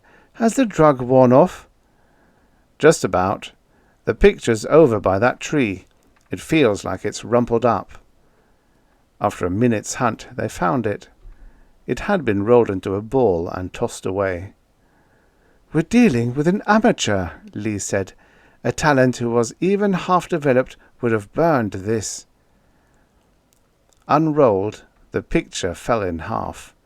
It had been sliced with a blade. "Let's walk back," Sordman said. "Let's talk." They crossed a log bridge. He ran his hands along the rough bark and smelled the cool water of the stream. Most of the big park was wilderness, but here and there were pavilions, an outdoor theatre, open playing fields, and beautifully planned gardens. A man could have a home surrounded by the shops and pleasures of civilized living, and yet only be a 10-minute elevator ride from God's bounty. "The fact the killer used the newspaper picture doesn't prove Bedler was the real victim," George said, "but it indicates it." "Let's assume it's true," Sordman said, "and see where it leads us." "Bedler was married," Lee said. "I remember that from our briefing." Sordman rabbit-punched a tree as he passed it.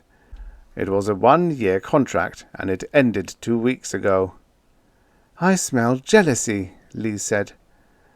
"The world is filled with it," George said. "I favor short-term marriages. They're the only way a person can practice a difficult art and make mistakes without committing himself for life.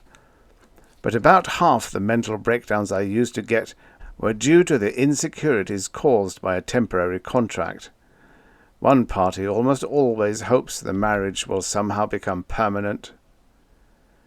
"Let's talk to Bedler's ex-wife," Sordman said. Her name was Jackie Baker. She was just over 5 feet tall and blonde. She wore glasses with green frames. Sordman liked big women, but he had to admit this little creature made him feel like swatting and rubbing. She wore a sea-green kimono and bowed gracefully at the door. "Citizen Baker, I am Protector Andrew Sordman. May we talk to you?" "Certainly, Protector. Welcome." They entered, and he introduced Lee and George. After they exchanged bows, The girl offered them some wine. She took a bottle of clear Rhine wine from the cooler and asked George to open it. There were several journals on a throw table. "Are you a doctor, citizen?" Lee asked.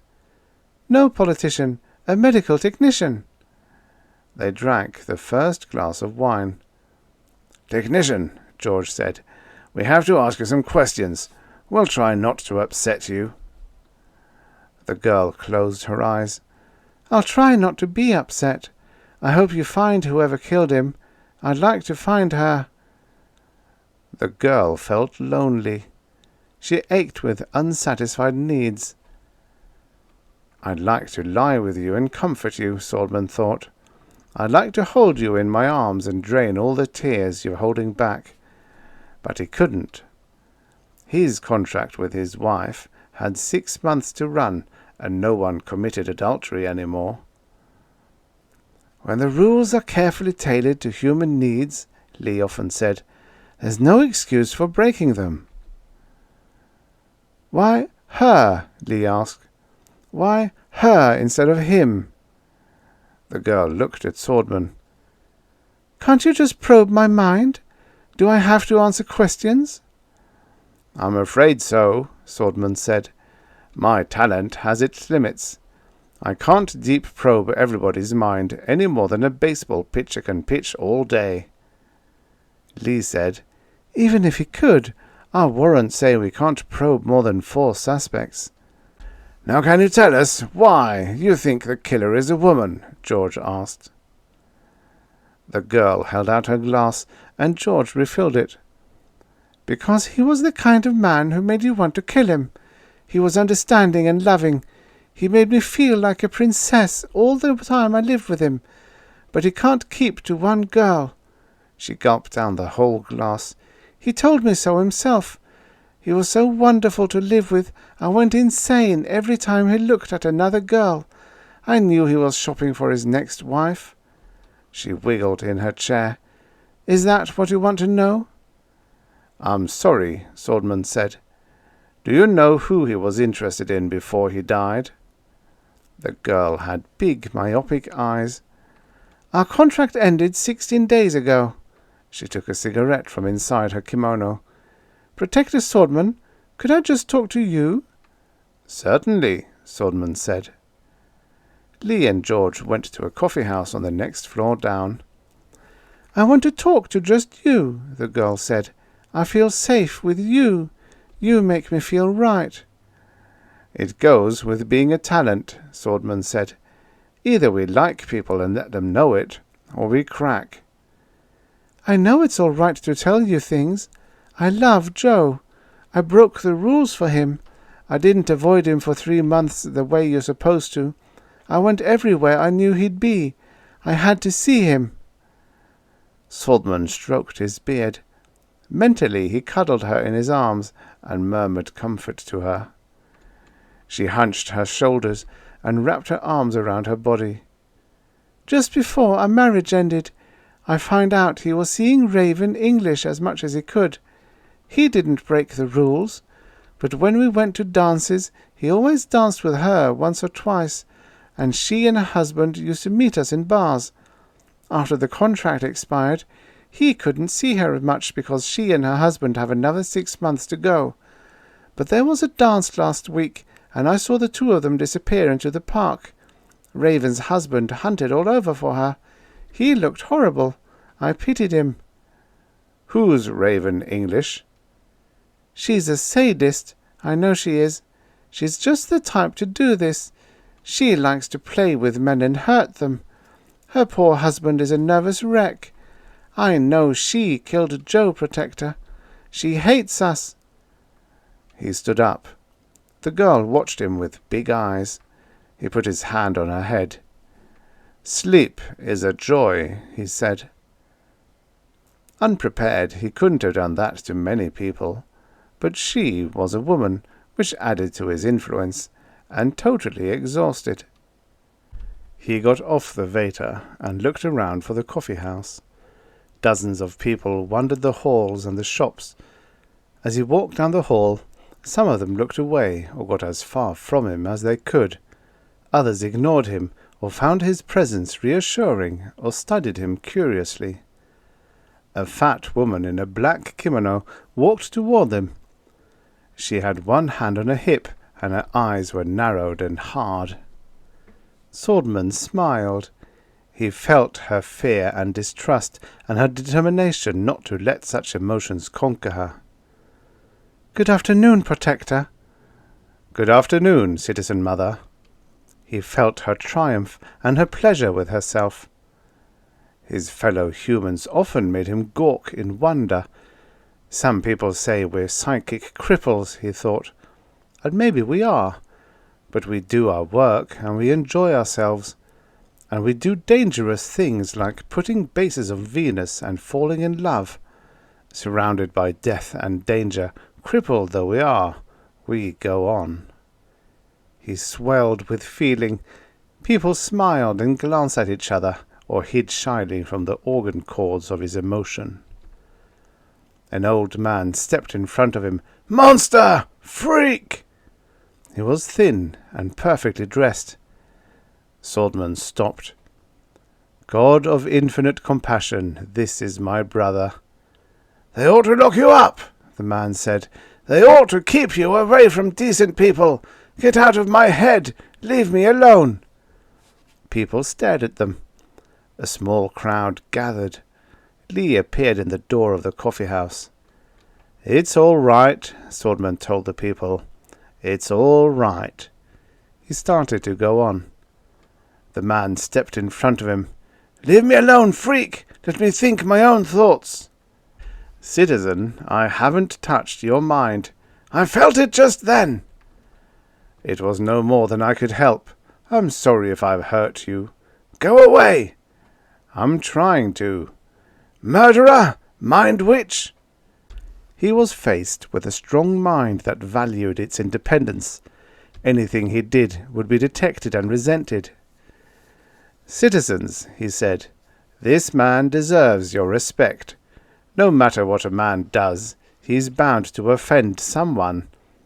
This citizen values his privacy, which is good, and therefore I make him angry. I hope the good my talent lets me do outweighs the bad. Forgive me, brother." He stepped to one side. "Leave him alone," someone said. "Let the Protector work." "Leave him alone, old man." "I'm not an old man." "No, you're not," Sordman said. "I admire your courage." He walked on.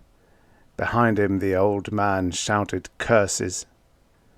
"Are you all right?" Lee said. "Sure. Let's go in and sit down." There were just a few people in the coffee house. Sordman ordered and told them what he had learned. "I wish you could probe everyone in the building," George said. "All we get is gossip." "The husband of this Raven English has a motive," Lee said. "Why don't we visit her?" "I think we should." Sordman drank his coffee. "Citizen English herself might have killed them." "I doubt it," George said. "It all sounds like a lot of talk," Sordman said, "but we have to follow it up. This business is nothing but wearing out your legs running after every lead. If your legs are strong, you can run anybody down." They finished their coffee and cigarettes and trudged out. Raven English, 1-year wife of Leonard Smith, did not meet them at the door with gracious bows. Instead, a wall panel by the door shot back. They stared at a square of one-way glass. "Who are you?" a girl's voice asked. "I'm Andrew Sordman, your protector. I've come on lawful business. May we enter?" "No." "Why not?" Lee asked. "Because I don't like witches. Keep out." "We're hunting the killer," Sordman said. "We're on your side. I've taken no drugs and made no preparations. You don't have to be afraid." "I'm not afraid. I just don't want you in my home." "You have to let us in," Lee said. Our warrant gives us entry into every room in this hotel. If we have to break the door down, we can." "I hope we don't have to break the door down." "You're getting fat," George said. "You need the exercise." "You won't break in," the girl said. Sordman crossed the hall to get a good start. "I'm about to, my lady." His shoulder filled the doorway behind him. This looks like fun, he thought. He liked to feel his body working. The door opened. A dark-haired, slender girl stood in the doorway. Her skin was brown, and her lips were pink, unpainted flesh. She wore a red kimono. "All right, come in." "Gladly," Sordman said. It was a 3-room apartment, with the kitchen tucked into one wall of the parlour. A painting stood on an easel by the window. The window was a shoulder-high slit, and from it, here on the 141st floor, he could see across the park to the beach and the rolling Atlantic. God grant me self-control, he thought. If this is the killer, grant me self-control. He made his savage thoughts lie down and purred at the world. "I'm sorry we have to force our way in," he said, "and I'm sorry you don't approve of talent. But please remember, 2 men have died, and a little girl may die too. There are lots of panicky people in the Mark Twain. We've got to find the killer soon, and you can help us." "Why bother me?" the girl said. "This is awkward," Lee said. She stood erect, but looked past the girl. She felt embarrassed. "Someone told us you and Bedler were seeing each other." "Oh, quit being prudish," George said. "These things happen all the time." He turned to the girl. "We were told you and Joe Bedler were making plans to get married when your present contract ends." "That's a lie." Sordman laughed in his belly. No matter what the rules were, few women publicly admitted they had broken them. By the standards of the period from 1800 to 1990, the whole marriage system of the 21st century was immoral. But there were still prudes, and women still preserved the conventions. "Who told you that?" Raven English said. She frowned. "Was it that Jackie Baker?" "Why her?" George asked. "Because she's a logical person for you to talk to, and because it's the kind of thing she'd say." "Yes," Sordman said. "She ought to see a psycher, and that's why you came?" "We're not accusing you," Sordman said, "but we've got to follow every lead." The girl swore. "Why would I kill Joe? Why are you all suspicious? That's why I hate talents. All you've done is make everyone suspicious. Everybody's afraid of everybody else." "Are you an artist?" Sordman asked. "What?" "Are you an artist?" "What's that got to do with it? No, I'm not. My husband paints." He felt her stall and evade. She would grab at any subject to distract them. He decided he would let his mind probe at random. "Is he a professional painter?" Lee asked. "No, he's an engineer. They wouldn't let him go to art school. He's trying to teach himself." She shrugged and ogled the ceiling. Her emotions said, "Men are like that." "What does your husband think of talent?" Sordman asked. "Does he share your prejudice?" "Didn't you mean Len?" "Where?" He stroked his beard. "Is he the Len downstairs in the beer hall?" "Of course." "I'm afraid I didn't make the connection." He felt 2 other minds run like hounds down the same trail. Lee studied the painting. "Why does your husband hate talent?" "Is this a survey?" Lee grinned. "I'm the lobbyist for the Guggenheim Foundation. Asking that kind of question is a reflex." The girl walked around the room. She looked out the window and stretched. Sordman bellowed lust at her flanks and the long curve of her hips. "Why do men do anything?" Raven yawned. When he was in folk school, some kid took him in the back room and showed him some tricks. Maybe that did it. Is there a psyker in the house?"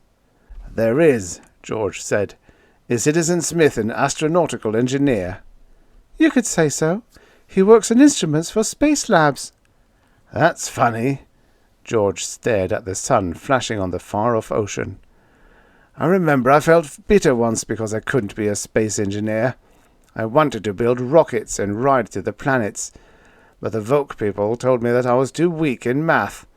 So I became a healer of the psyche, and I learned my love for rockets was a hunger for power. But still, I love the brutes, and now I'm an old man, I still sometimes wish I'd been an engineer." "That's too bad," the girl said politely. "Yes, I suppose your husband feels that way about art." "He gets drunk about it sometimes." "Double motive," Sordman said. "One conscious," George said, "plain jealousy. The other half-conscious, resentment. Nobody kills at random. There's always a reason why he took these lives instead of others." "Plus a lot of self-pity," Lee said, "and I think his wife despises him." "What are you talking about?" Raven said. "What did you say about me?" "We think we've got a suspect," Sordman said. "I didn't do it." "I'm going to probe your husband." "My husband hates talent." "We have to hurry," Sordman said. "If your husband's innocent, I'm sorry. We're not saying he's guilty, but I have to examine him." At the door he paused and thought, God of infinite compassion. The girl sat down and stared at the wall. Many drugs activate the psi powers. The commonest, available in any drugstore, is a pill of codeine and half a dried peyote bean. Leonard Smith had both in his pocket when he ran out the side door of the beer hall. Sordman swore wildly. The girl screamed. The men, the hunters of witches and killers, either froze or shouted and ran to the door. Only John Dyer and two others ran shouting down the hall. Sordman ran to the door and saw Smith leap into the elevator. He grabbed a wall phone and dialed the manager's office. "We've got the killer," he shouted. "His name's Leonard Smith. He's a young man, dark, wiry, good-looking, and he's on the elevator going down." "We'll get him." "Leave him alone. I saw him swallow something as he left. I think he's drugged. Clear the lobby, but watch him from hiding. I'll get him before he goes far." John Dyer trudged back to the beer hall. "Give me your rifle," he told an armed man. Before the man could say anything, Dyer snatched the rifle from him. "All right," Dyer said. "Who's going with me?" "Hold on," Sordman said. "Where are you going?" "After Smith." "I'm going after him. Let him go, and I'll have him out cold before an hour's up. There isn't anything a rifle can't stop." Sordman understood. These men were afraid of talent, but some, like Dyer, had to fight that fear. They had to prove that intelligence and the technical power organized society gives individual men were superior to talent. "I can't stop you," Sordman said, "but listen to me. Smith has to be captured alive.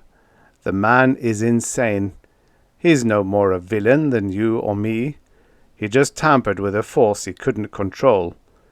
You might stop him with a bullet, but you'll have to kill him to do it." "He killed 2 of us," a man said. "He's drugged. He can hide and kill you from a distance." "So can we," Dyer said. "That's what we do with rifles." Sordman ran his fingers through his hair. "Stay under cover, then, and if I get him pacified, let him live." The wall phone buzzed. "Sordman." "This is the manager. He stole a hatchet in the leisure store. He's out in the park." "Did anybody try to stop him?" "I cleared the place out." "Some of your tenants are going after him. Don't let anybody else join them. I wish myself they wouldn't go." After he hung up, the three of them went up a floor and rang the buzzer of a one-tenant apartment. As politely as they could, Lee and George bundled the occupant out. "I wish you'd let the state police capture him," George said. "I've got to get to him before they kill him," Sordman said. "Andy, there are limits to what you can take. Smith has gone berserk. You connect with an insane man, and you may shatter all over the place." Sordman stroked his beard. "Let him go," Lee said. "Can't you feel he has to do this?" "Yes, but I won't admit it. I trained you, Andy. You're my life's work. I don't want you to wreck yourself." Sordman nodded soberly. "I know, George. I'll take care of myself." He thought tender thoughts and tried to make them feel how much he loved them. "Let's go," Lee mumbled. "Come on, George." He closed the door gently. The window of the apartment overlooked the park. He stared at the thick trees and wondered where Smith was running under that green roof. Then he turned to the picture phone and punched out a number. The screen lit. It was in full color, praise God. "Andy!" His wife smiled when she saw him. She was a big girl with long breasts and full thighs. She wore a dark kimono. She bowed. "Good afternoon, husband." "Good afternoon, wife." He pressed his palms together and returned the bow. "Why are you calling, Andy?" "Because I love you, and I want to ask you a favor, Tina." "What, husband?" "Will you undress for me now?" "Andy, my." He explained the situation to her. "Be careful," she said. "I love you." "I'll be careful, but I've got to be aware of myself as a physical being. You understand?" She smiled. "May I take my time?" "Not too long." She was an uninhibited girl, and took great pleasure in displaying herself. Her skin was pure white, and her stomach smooth and softly rounded. He could feel the weight of her breasts on his palm. "God is good," he said. "Thank you." His glands flooded his body. His body ached to stroke, squeeze, kiss, penetrate. "You'd better go," he said, "before I break the screen down." She bowed. "Live with God, husband." "Live with God, wife." The screen faded. He put on his robe and jabbed the hypodermic into his wrist. Then he knelt to pray. He did not pray for power. Intelligence and hard work could give him that. He prayed for mercy, compassion, recognition of his own flawed nature. He prayed for courage and the end of fear. The balls danced between his hands. He sang the song of praise, the love song to the world, Gloria Mundi. Glory in the world, glory in the flesh, glory in the flow of life. Creation is a flow, and man a bubble bouncing on the flow. Bubble that will burst, but bubble that is. Bubble that feels, strives, blends with other bubbles. Bubble that can fill creation. He roared at the walls of existence.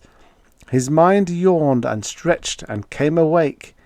He prowled across the woods and park. Gigantic, he gazed at the mortals who stumbled through the shaded tunnels of the world.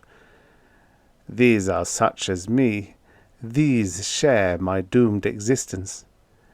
And that one, the one lying in the brush with an axe, that one, preparing to kill, clawing since he was a baby at a world that torments him, that also is me.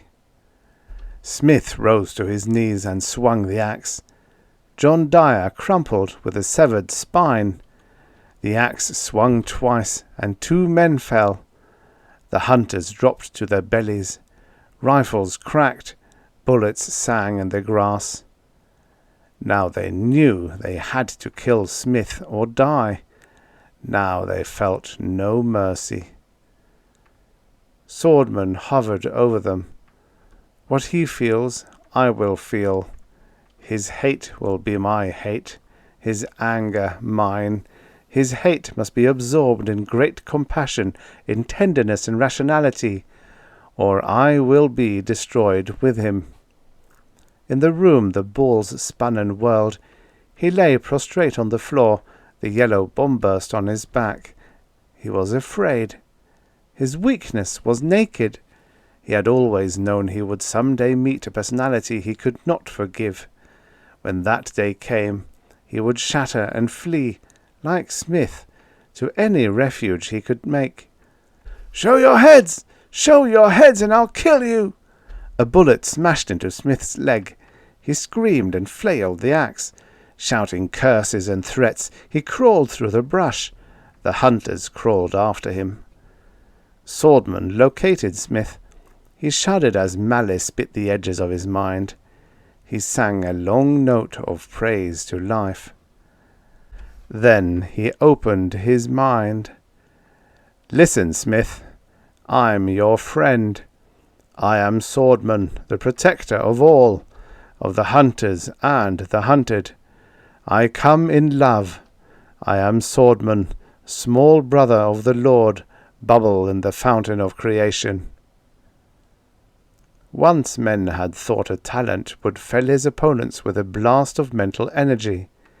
It wasn't that easy. Sordman had to find the cause of Smith's hate. He was no rifleman hurling a blast of energy, but a surgeon probing for the source of a disease. Two minds tangled. Sordman bore the light of himself into darkness. "I'll kill you too! Get out of me! Get out!" Snarl, growl, slash. Two minds linked as one. Sordman fighting Sordman. Smith fighting Smith. Ah! He doubled up on the floor and hugged his knees. The protector wept and sobbed. Hate! How he hated hate! How he wanted to kill the haters! They clawed his brain, they tortured every moment, and yet he had to love them, love them. God grant your servant strength. Be merciful. He had lost his contact, but he had to go back. Weak man or not, he had to return, or Smith would die. "I'll kill them all!" He saw the hunters creeping after him. He felt his body's dirty sweat and the blood draining on his leg. "Run," said his belly. A hunter fired. He saw a blue morning coat in the bush and felt the gun pointed at his head. "Kill!" The axe swung back in his hand. He remembered the swift stroke, the hard resistance of the spine, the joy of having struck and won. "I never got to win. They always held me back. My hands wouldn't paint what I told them. My mind wouldn't reach where I wanted to go. When I loved Raven, she didn't let me out. She denied me. She made me hold my feelings back. But now I strike. Now I swing an unfettered arm." Sordman knew what he was joined with now. Smith was what the psychotalents called an unopened personality. A mind totally absorbed in what things meant to itself. A mind which had not learned to feel the pain and joy of other minds.